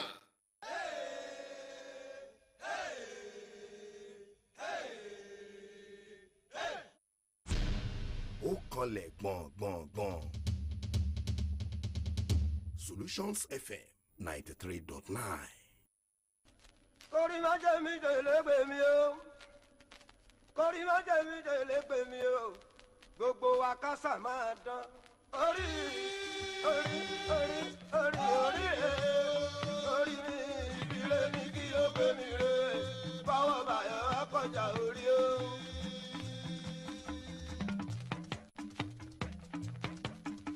Ẹ̀sìn tó kú ló kọjá o. Ẹni ikú kó má sọ̀rọ̀ tìǹú o. Ẹni ikú kó má sọ̀rọ̀ tìǹú o. Kó lè dọ́gba lọ́jọ́ iwájú. Orí orí orí orí orí orí mi o ìbílẹ̀ mi kí ló gbé mi re. Báwo bàyọ̀ akọ̀jà orí o.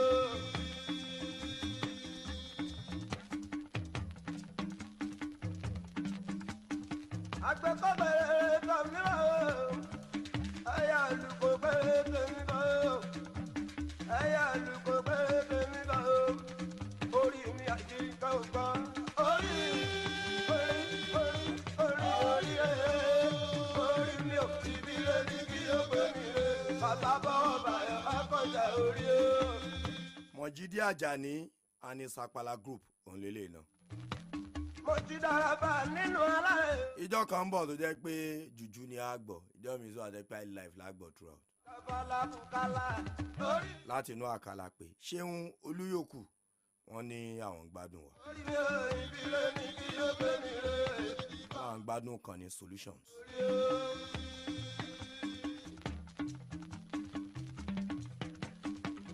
ètùtù ọmọ bẹ́ẹ̀ kòròpẹ̀rù dẹ́nu nílé lójú olóòbí ọlẹ́gbẹ̀ẹ́ òmìnira.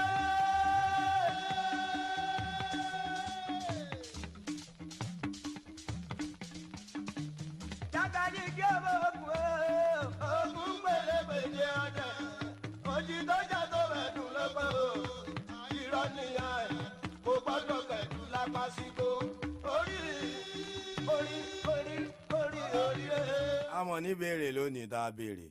kí ló gbé mi rè báwọn bàyọ̀ akọjà orí o. kí n kọ́kọ́ kí àwọn ọlọ́jọ́ bí kí a tó bọ́ síbi ìbéèrè wa.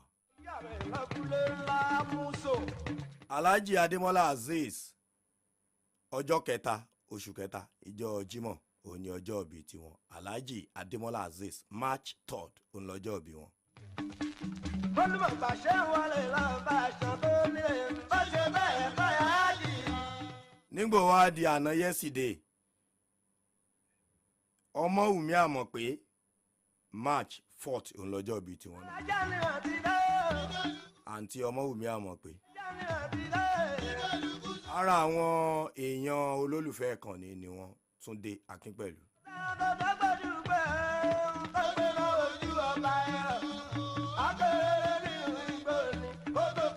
àná kan náà Mrs Adénẹ́yẹ Chief Nurse Officer 4th March òní ọjọ́ ìbí tiwọn náà.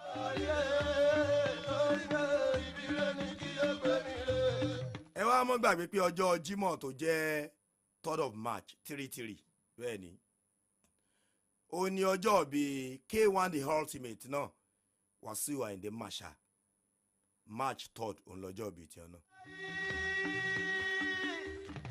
àwọn àti Alhaji Adémọ́lá Azeez wọ́n jọ ń ṣe birthday tí.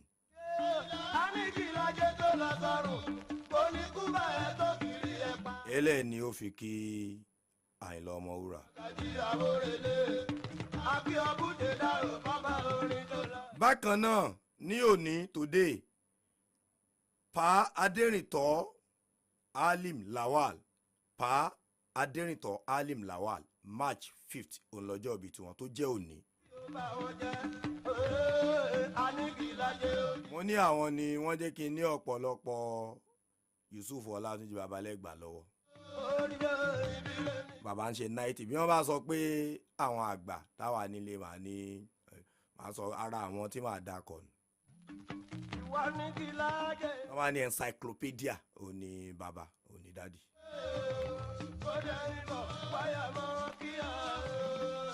mi rò pé ìtàn kan wà tí ẹ wà dọ́dọ̀ wọn tí wọn ò ní fún yín ní information. ẹ ṣọ̀pọ̀ ọdún láyé o. nínú ara líle àtàlàáfíà àwa náà wà á dàgbà dáadáa.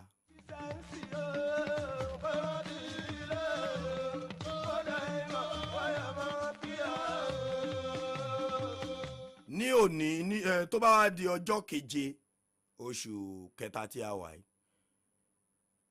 Mr. Faniyi Olúwọlé March 7th òní ọjọ́ ìbí tiẹ̀ bẹ́ẹ̀ ni ọlọ́jọ́ ìbí tiẹ̀. ìyàwó wọn tó wà lára olùfẹ́ ìkànnì Mrs. Faniyi Damilọ́lá pẹ̀lú àwọn ọmọ Emmanuel àti Daniel ni wọ́n ń kí dáàdì wọn Mr. Faniyi Olúwọlé. àwọn èèyàn Ladi Martins nù ọmọ líle tí ń ṣiṣẹ́ líle. tó bá wá di on the 15th March 15th Mr. Ismail Ọlánrewájú Badmus ọmọ bàbá bàjẹ́ orí adé nù bẹ́ẹ̀ ni ọ̀kan láwọn bàbá Lékan Badmus bẹ́ẹ̀ ni Ismail Ọlánrewájú Badmus March 15th òní ọjọ́ ìbí tiẹ̀. wọ́n bá sọ pé èèyàn ń gbọ́ ìkànnì Solutions bàbá bàjẹ́ orí ajé ara àwọn olólùfẹ́ ìkànnì wa ni. gbogbo yín ẹ ṣe ọ̀pọ̀ ọdún lókè èèpẹ̀ láṣẹ Èdùmàrè ìgbọ́dún ọjọ́ kan ni.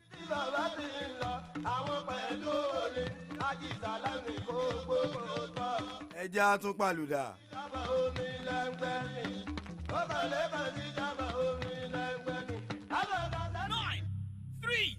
9 Fatima what? Fatima.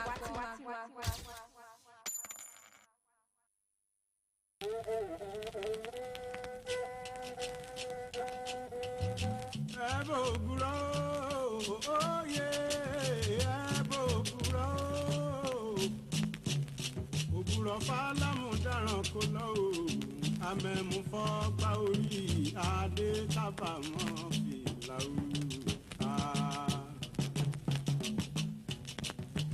Ebo buro, oh yeah, ebo buro. Òbúrọ̀ fálámù dáràn kó lọ o, amẹ́mu fọ́ gbá orí adé kábàámọ̀ fìlà o. Ṣe yín o tí o ti ṣe yan rí ẹ wá sọ́gbọ́n. Kí ló ń ṣe yín tí o ti ṣe. ó já síra wọn ni o ẹ máa rí ẹ máa bèrè yín tó dá padà láyé n ò ní gbà èmi ò dá padà orin tí à ń gbádùn lọ́wọ́ tí tó wá já láyé nítorí èmi. ẹ bò búrọ́ òbúrọ̀ fálámù dáràn kó lọ o amẹ́mu fọ́ gbá orí adé kábàámọ̀ fìlà o. ẹ bò búrọ́ òye ẹ bò búrọ́ òbúrọ̀ fálámù dáràn kó lọ o. Kèlání Yusuf ni ẹ̀ ń gbọ́ ẹ̀ mú ògùrọ̀. Adé kábàámọ̀. iléeṣẹ́ babalájé òun ló gbé jáde. Kí a tún pàlùdà ẹja tó lọ́ba ẹja lò. orí ẹ wá sọ́gbọ́n kí ló ń ṣe yín tí ò ti ṣe. ọ̀rọ̀ tí ò gbóògùn kọ́lọ́hún mọ́mọ́ fi kàn wá wárápá lè bí igi bọ́tà pìtì lọ́gànjọ́ tó bọ̀ ní. bọ́tà gbé èdè lábẹ́jọ́ bọ̀ ní. bọ́tà pìtì lọ́gànjọ́ tó bọ̀ ní. bọ́tà gbé èdè lábẹ́jọ́ bọ̀ ní. bọ́nẹ́bì bá pàgbàdà bọ́ bá ti gbé gbàmí ẹ̀ dé àwọn ọmọ aráyé awáyanu ńgbà tí wọ́n jẹ́ kọ́sùn rí támórí bí mi. ìbàdà jẹ́ kọ́sùn tá a lọ́rẹ́ bí wá. ìbàdà jẹ́ kọ́sùn rí tá a lọ́rẹ́ bí wá. ìbàdà jẹ́ kọ́sùn tá a lọ́rẹ́ bí wá. àṣà tí wọ́n ń dá yẹ kí n rò fún yín kẹ́ ẹ gbọ́ mátà tí mo rí àtẹ̀wé àtàgbà kábẹ́tì sílẹ̀ láti gbọ́ bọ́mọ kékeré òwì wọn ni wọ́n yọ sí ẹbí mi ẹ pé báwo ni ọ̀gọ́ṣọ́ adélébọ̀ ẹ̀fẹ̀ sọ ló gbà bọ́lọ́mọge bá lè wá mi wá o àdégétọ̀ ẹgbẹ́ àyìnlá ọ̀wọ́n yọ bọ́lọ́mọge bá lè wá mi wá. bọ́lọ́mọge bá lè wá àyìnlá ọ̀wọ́n yọ ẹgbẹ́ àyìnlá ọ̀wọ́n yọ bọ́lọ́mọge.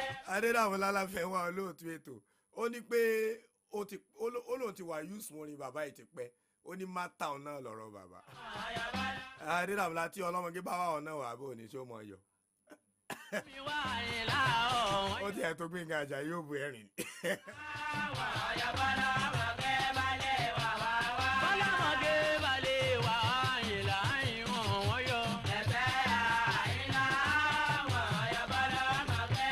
Alhaji Àyìnlá Adégétọ̀ ni ẹ̀ ń gbọ́ yìí. Àpàlà Òkè Ògùn rèé. Orin ìlú ìyá bàárí ìlú ìyá mi nù. Alhaji Adémọ́lá Azeez ọmọ sọ̀rọ̀sọ̀rọ̀ wọ́n ní àwọn ń gbádùn ètò àwọn kíwà. Bákan náà ìyẹn Adé Patrick Ṣẹ́gun àwọn náà gbádùn. Alhaji orin yín lókè Ògùn mo fún yín o. Ayíbi ó wà bá mi ṣe òsì máa èsùn ayíbi ó wà bá mi ṣe. Ayẹ̀kẹ́ ó wà bá òsì máa èsùn. Òsì máa èsùn ayẹ̀kẹ́ ó wà bá wá jẹ́. Ayíbi ó wà bá òsì máa. Òsì máa èsùn ayẹ̀kẹ́ ó wà bá wá jẹ́. Ayíbi ó wà bá mi ṣe òkòrè máa.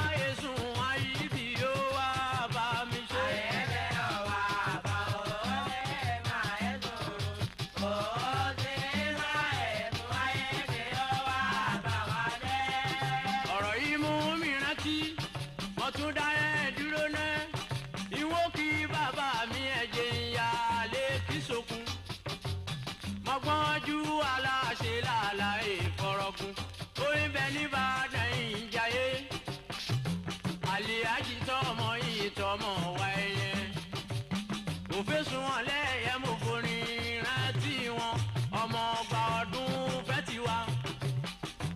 Ìgànnà nílé rẹ̀ láì fọ̀rọ̀ ọ̀gùn. Ìhun tí mo fẹ́ wí òfésùn wọn lẹ́yẹ ò mọ̀ kọjú kẹ̀kan tí ẹ gbọ́. Àlè àjítọ́ ọmọ yìí tọmọ wà ẹ̀yẹ. Mo pàṣẹ rí ẹ̀dá nìyí. Ọ̀rọ̀ yìí mú mi rántí. Ọmọ ẹja ló ní bú. Kàrímù lọ́rùn ẹni sí mi òkun lè lérí omi. Ọmọ ọ̀gbọ̀nà ẹ̀pọ̀ nìbàdàn ẹ̀ láì fọ̀rọ̀gùn. Mo fẹ́ bá mi lọ bá mi ṣe lórí rédíò. Kó kìkì Ọ̀yọ́ ti kẹ̀kẹ́ gbẹ́ mi ọgbọ́ gánà lé. Òkìkí Ọ̀yọ́ ti kà.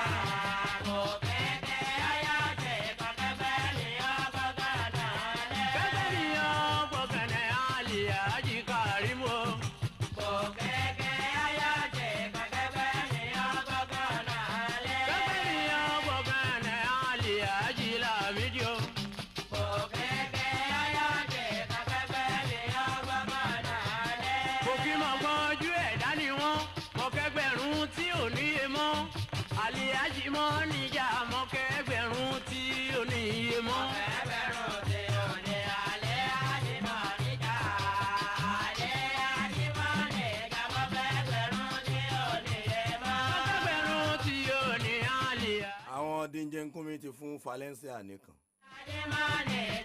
Barca 1 Valencia 0.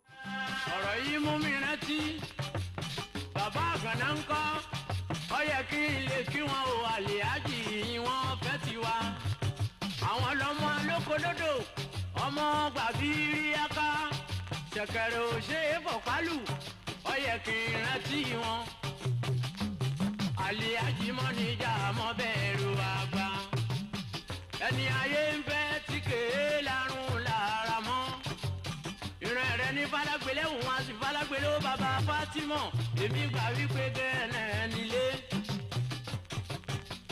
kọ̀bàjẹ́ lórí àgbà lórí ìkóró òpin sí.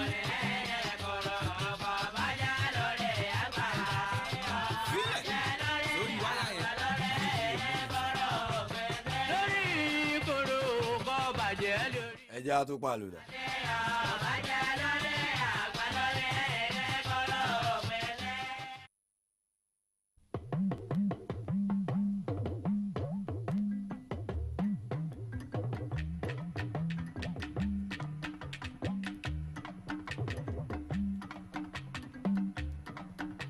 àjèjì bó nílẹ̀ dúlà kí ló dé jẹ́.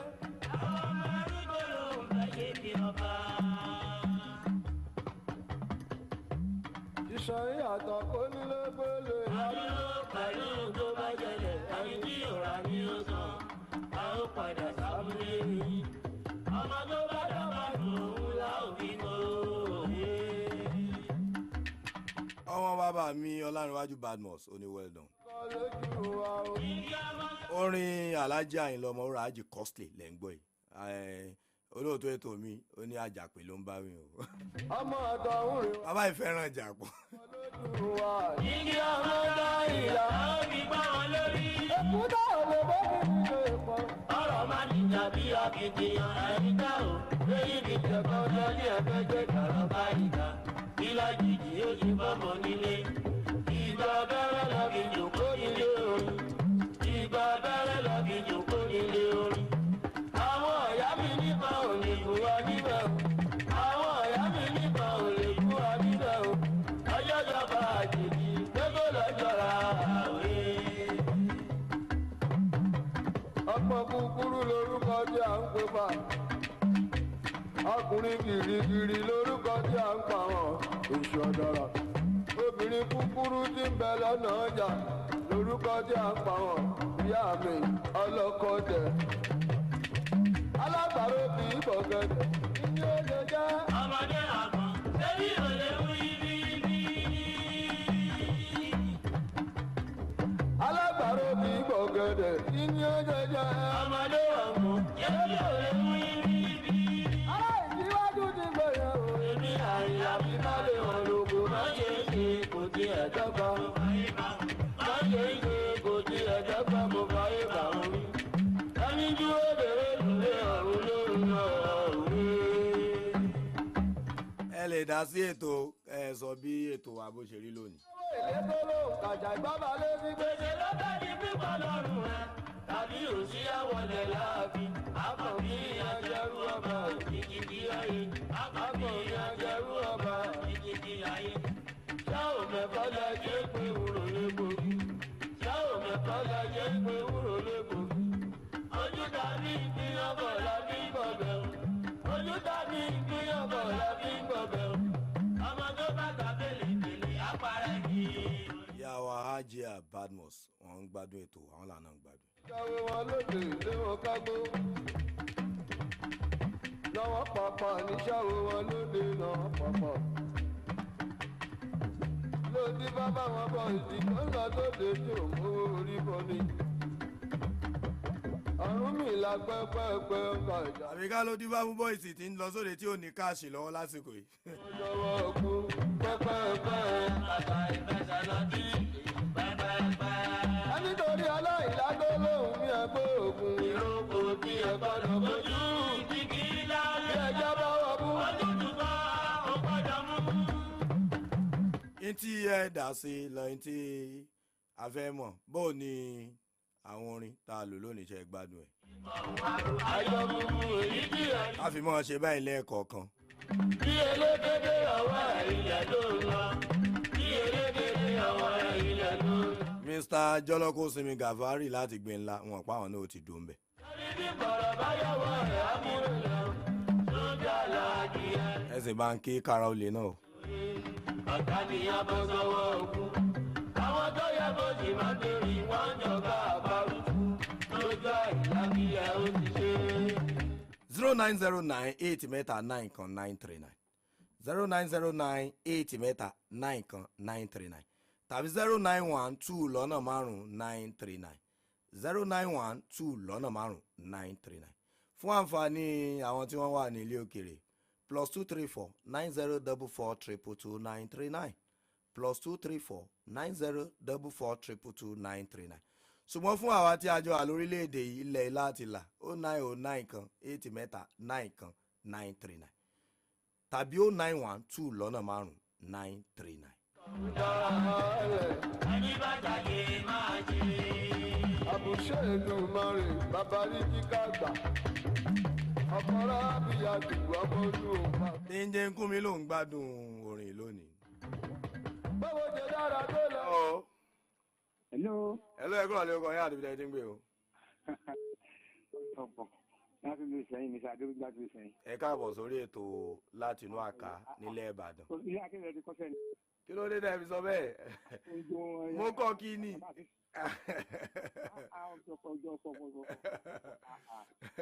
dùn púpọ̀ bẹ̀tì kẹta fẹ́ kẹ́mẹ́rà fi fún ni pé ìjẹ́jẹ́ máa gbóyin gbé ẹ má jẹ́ kọ́lọ̀ pọ̀. Ẹ rí i pé mo forí lẹ̀ fún yín. ẹ fílẹ̀ o. Àìdá ń sọ bẹ́ẹ̀ fún yín à. bàbá fẹ́ pílẹ̀ lẹ́ẹ̀kan tó kí àyìnlá máa wà ní ẹ̀rọ àkùnrin ẹja bọ̀ dáadáa. Ẹ̀yin pílẹ̀ ẹ̀jọ́ mẹ́jọ mọ̀jí ìdájà ni. Ẹ rí i pé mò ń fi ilẹ̀ fún yín mo jẹ́ gbádùn rẹ̀ kò burú ẹ ṣé o sà ẹ ṣé o. Hello ẹ kúrò lẹ́ o. Ẹ kúrò lẹ́ sọ ọkọ yín àti ibi tẹ́ ti ń gbé o. orúkọ mi ni Bánjí ọ̀dàyọ láti gbọ́lẹ̀ pé Ọlọ́run ṣògo ẹ̀ bó o ní ṣe ẹ gbádùn àwọn orin wa yìí. Tí ó máa lọ bẹ́ẹ̀ ká máa ṣe bẹ́ẹ̀ lẹ́ẹ̀kọ̀ọ̀kan.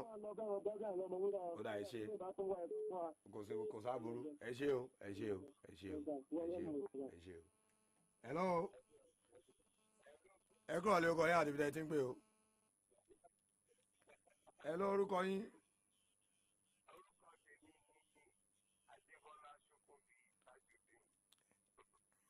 Bó o ní ẹ káàbọ̀ sórí ètò yìí. Bó o ní ètò wa lónìí àwọn ṣé a máa lu ṣe báyìí lẹ́ẹ̀kọ̀ọ̀kan. Ó dà ẹ ṣé o ẹ ṣé sà ẹ ṣé sà yes sà thanks sà ẹ̀yin mi sà ẹ ṣé sà ẹ ṣé sà. Ẹ jẹ́ àtúpà lùdà ẹ jẹ́ àtúpà. Bá lówó lọ́wọ́ ò lè ní pọ̀ rárá.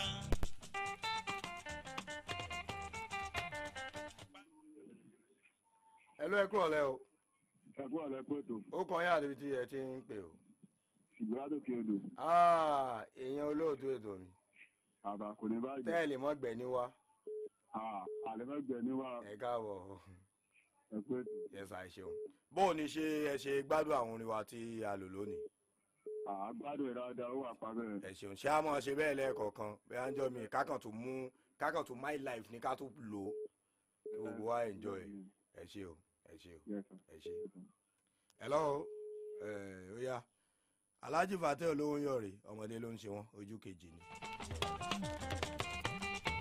Hello ẹ kọ́ lé ọkọ yín àti ibi tí ń sọ̀rọ̀ ìyá wa. Mo ti sọ lánìyàn láti wúrò. Ẹ káàbọ̀ sórí ètò láti inú àká. Àmín. Mo gbádùn gbogbo àwọn tẹ́ ẹ pílè fún wa lónìí o. Ẹ ṣé o. Ẹ̀gbọ́n ẹ̀ ní jáàmù. Àmín ẹ ṣé o. Jésù ẹ̀ ní mọ̀ níra. Àmín. Ṣùgbọ́n mo fẹ́ bẹ̀ yìí tẹ́ ẹ ṣe ń pílè àwọn orí àwọn bàbá yìí. Èmi máa ń rẹ́kọ̀ọ́kọ̀ kan dì mí níbẹ̀ mo dẹ̀ máa ń rí àwọn àfẹ́sọ́nà bẹ̀. Tó ṣe á mọ bá a pílè àwọn orí àwọn obìnrin náà tí ìsàlà ẹ má wọrí ẹrún funfun ṣe ẹ ní òjẹ dá ẹ má wọrí ẹ ṣé o ẹ ṣé o ẹ ṣé o. Hello ẹ kúrò lé ọkọ yín àti ibi tẹ́ ẹ ti ń gbé o. olóyè yàyà ọmọ ajé ni o. Bàbá lọ́jà Adélabú lórí ìta challenge. Ẹ kú ètò náà. Ẹ rẹ́kọ̀dù yín náà là ń lò, òun la fi ń play orin tíá. Kò ní bàjẹ́ láìláì. Ẹ ṣé o, ẹ ṣé o. Ilé-iṣẹ́ Solúsọ̀ ní bàjẹ́. Àmín. A gbádùn rẹ̀ ní táyà máa sọ pé òun ní gbọ́ orin láti inú àká. Ẹ ṣé o, ẹ ṣé. Ó jẹ́ pé gbogbo àwọn orin àsọtẹ́lẹ̀ ìmọ̀ràn ní gbogbo àwọn bàbá yẹn ti kọ́ lẹ̀. Ẹ ṣé o. Bàbá yẹn ti sàsọtẹ́lẹ̀. Àtòrin àdúrà ní ìlú rẹ̀ ti wà ní. Ẹ ṣeun sá o. Ẹ ṣé o. Ẹ ṣé o. Ẹ ṣé o. Ẹ̀yin náà mọ̀ tẹ̀síwájú ẹ bá ń kí Dàmọ́lá lápá. Olóòtú ètò mi àjọ wà ń bí náà ni. Ẹ ṣé o. Olóyè ọmọ ajé ni o. Ẹ ṣé o.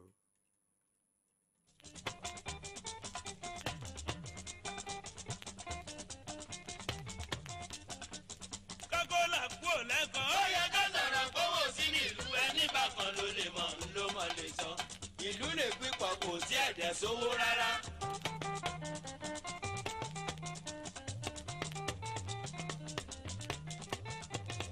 Ẹnìkan jẹ kúre. Ẹnìkan jọba fún èyí ò tọ́. Ẹ̀jẹ̀ àánú ẹ má fi ẹ̀jẹ̀ wá pa. Ẹnìkan jẹ kúre. Ẹnìkan jọba fún èyí ò tọ́. Ìjọba ìjíròrò lórí ọ̀rọ̀ mi. Abẹ̀bẹ̀ gbógun mọ́ṣẹ̀lẹ̀ ẹ̀ tètè gbowó sáyé. Hello. Hello sir. Ẹ kúrò lé ọkọ̀ yín àti ibi tẹ́ ẹ ti ń gbé o. Ẹ kú ètò. Àmì o. Láti Ìdànrè. Igẹ̀ngẹ̀. Ẹ káàbọ̀ sórí ètò látinú àká. Gbogbo àwọn kébé ẹ̀jẹ̀ àtijọ́ rẹ̀ gbé sí ó mú wa rẹ́jẹ̀ àtijọ́ inú wa ń dùn. Ẹ ṣé. Àlákàyé ò ní dàrú. Àmín. Ṣé ẹ̀yin náà ò ní bàjẹ́ o? Àṣẹ Èdùmàrè. Ẹ máa bá gbé àwọn rájé olùkókó náà sí. A ní ẹ̀ kó séun tá a nì ní ilé kan ni ẹ̀ mọ̀ wọ̀rì. Ẹ fọkàn balẹ̀. Ẹ ṣé o. Ẹ ṣé sà. Gíra ṣe.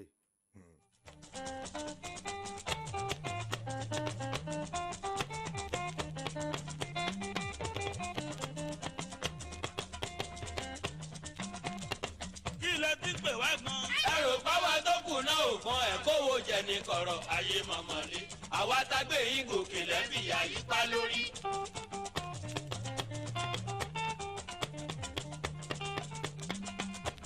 Dúró bẹ́ẹ̀ níbẹ̀ yẹn. Ajá Àkàndé ò bàtà yìí orí olówó ló ń dún lọ́wọ́. Àwọn tó ń bínú Àkàndé ò bàtà yìí ni mo fẹ́ sọ. Hello, ẹ kúrò lẹ́ o. Ẹ kúrò lẹ́ sà. Ó kàn yín àti ibi tẹ́ ẹ ti ń pè ìyá wa o. Olúwẹ̀mí Adéyẹmí. Láti Ilé Ifẹ̀, mo ẹ̀ṣẹ̀ fẹ́ béèrè pé àmọ́ wípé mo ti gbọ́ yín tójọ́ mẹ́ta. Bẹ́ẹ̀ ni mo wà alright sir. Ẹ káàbọ̀ mà. Yes sir. Àgbádùn láti inú àkáyé àwọn méjì ní ìgbórí. Ẹ ṣé o. Ẹ pẹ̀lẹ́ ẹ̀wọ̀n yé mi ha. Àmín.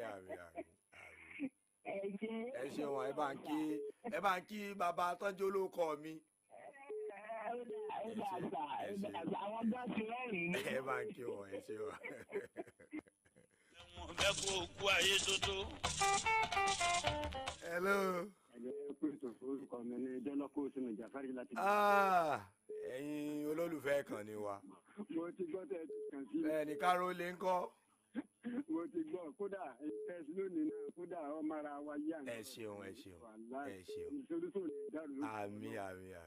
Àmọ́ ṣé ẹ fa aláǹfààní táwọn náà béèrè àwọn tó bá wù àgbà náà. Orí ètò orin àgbà Dàmọ́lá Láfẹ́ ń wá níjọ́ Thursday ọjọ́bọ̀ Thursday láago 10 sí aago 12 ni wọ́n ti mọ́ béèrè orin tó wù wọ́n. Àti ẹ̀gbádùn yìí gan-an. Ẹ ṣé o. Kódà mo ti gbọ́ tẹ́ ẹ ti kàn sí aná mọ́. Ẹ ṣé torí mọ̀ pé olólùfẹ́ kan ni wa ni. Ẹ ṣé. Orí yóò lè dá. Hello. Ẹ kúrò lẹ́ o. Ó kàn yín àti ibi tẹ́ ẹ ti ń gbé o. Mi gbọ́ yín dáadáa o. Mo gbọ́ yín o, ẹ káàbọ̀ sórí ètò látinú àká. Ẹ ṣeun sá o. ẹ a máa ń lo àwọn lónìí a rò pé ká lo sákárà àti àpàlà ní tó ṣẹlẹ̀ nù. olórí ọ̀tẹ̀ rẹ̀ lónìí ẹ̀rọ pé ó bá òde ni mo bá abẹ́rẹ́ kó bóde. ẹ ṣeun sá ẹ ṣe àwọn àlàyé náà bá àbẹ̀. ẹ wọ́n wọ̀rí hello jẹ́ n tún pàlùdà ẹ jẹ́ n ṣe báyìí jẹ́ n ṣe báyìí jẹ́ n ṣe báyìí jẹ́ n ṣe báyìí jẹ́ n ṣe báyìí ó yá.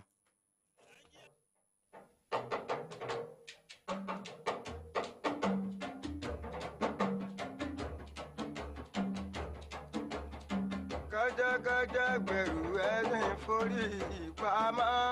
àìsí ilé olórí nílé èkó bí hàn ẹ̀tẹ̀lé mi ká lọ ẹ̀yìn lọ́mọ adìyẹ nítorí ẹ̀ lọ́rọ̀ aláàrẹ̀ wẹ́wẹ́.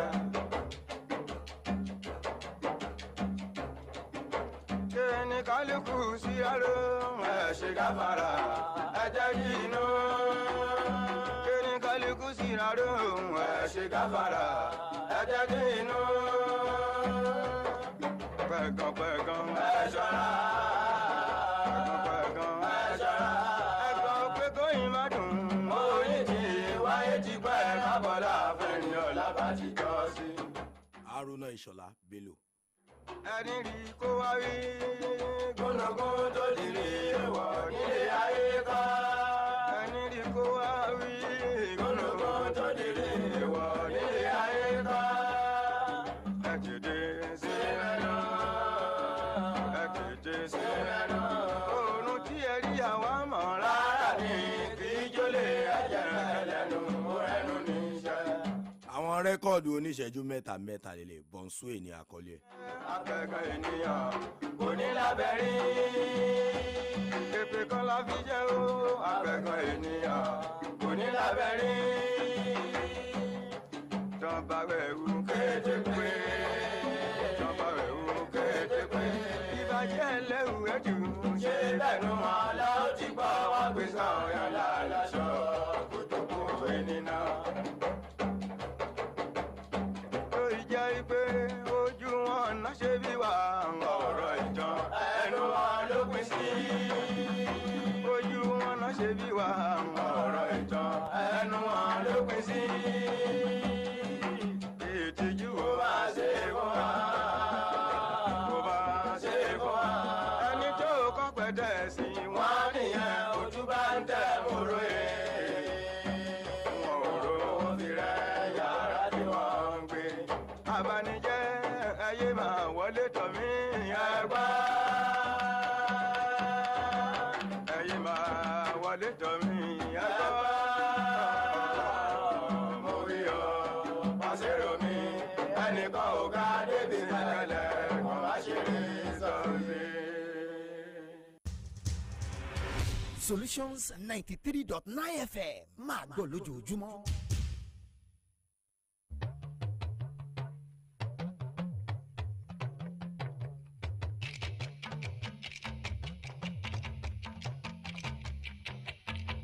ọrùn olówó ní dálíkà mi akú sí ẹjẹ àtàgbà májágà máa ṣọlẹ o. ká má bàdé lójú gbani.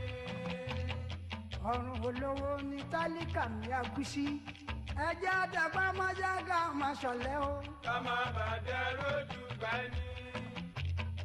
ebi kì í pa aláṣẹ ẹlẹgbẹ́ mo ní. mo ti gbọ́ lóore mo ti gbọ́ lóore lẹ́nu àwọn àgbà ṣé lọ́kọ̀ wà lọ́gbọ́n. mo ti gbọ́ lóore.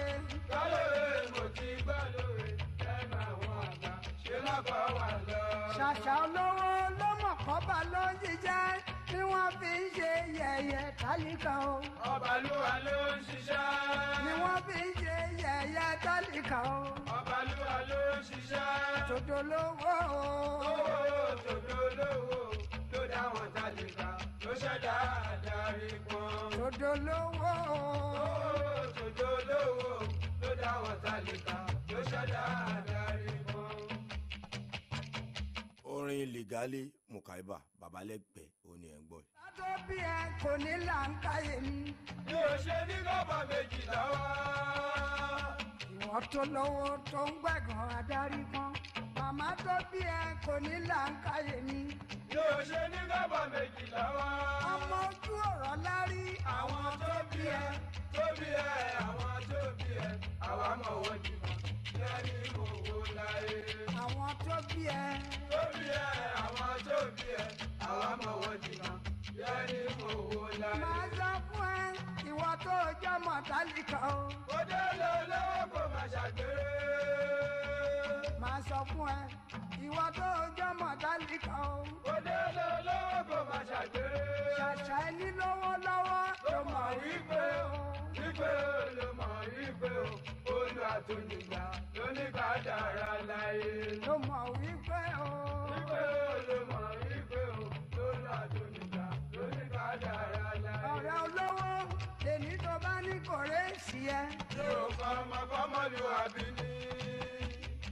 ọ̀rẹ́ olówó lọ́la tó bá ní kòrèèsì ẹ. yóò kọ́ ọmọlúwàbí ní.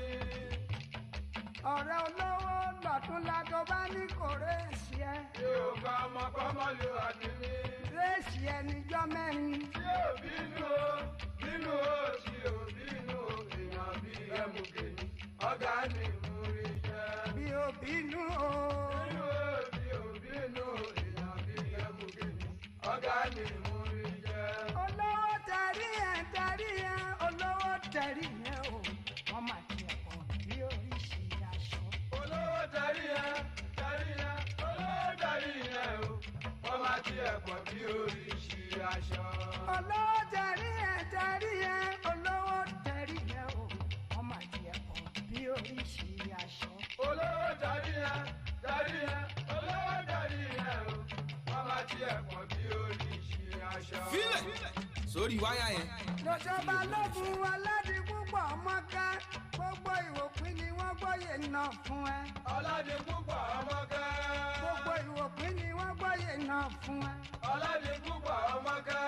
ta ló ń lérí ọmọ kẹ́górí oyè ta ló ń lérí o balógun ṣákì. lórúkọ olóòtú ètò látinú àkà adédàmọ́lá láfẹ̀wá àti lórúkọ gbogbo àwọn tí a jọ ṣe ètò fún tòní gbẹ̀ngà àjàyí ọmọ ìyá tíṣà fikirichi ọmọ òdùdúà kẹsẹ̀ náà àwẹ̀ fádà àti bẹ́ẹ̀ bẹ́ẹ̀ lọ ó ní èmi adérẹ̀mí adégbòyègà ni mo fi ń dágbére lórí ètò látinú àká pẹ̀lú orin rájí owó ní kókó ìràwọ̀ mi fún tòní a pàdé láyọ̀ níjọ́ mẹ́jọ láṣẹ Èdùmàrè ó dàbọ̀ o.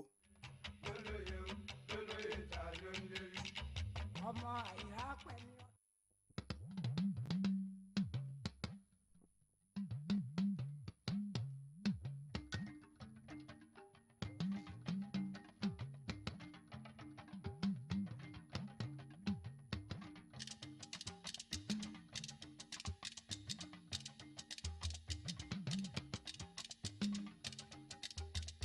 ṣẹlẹ̀ orin tuntun ti dóde. àgbọ̀ má lè lọ́wọ́ àwọn padà sẹ́yìn.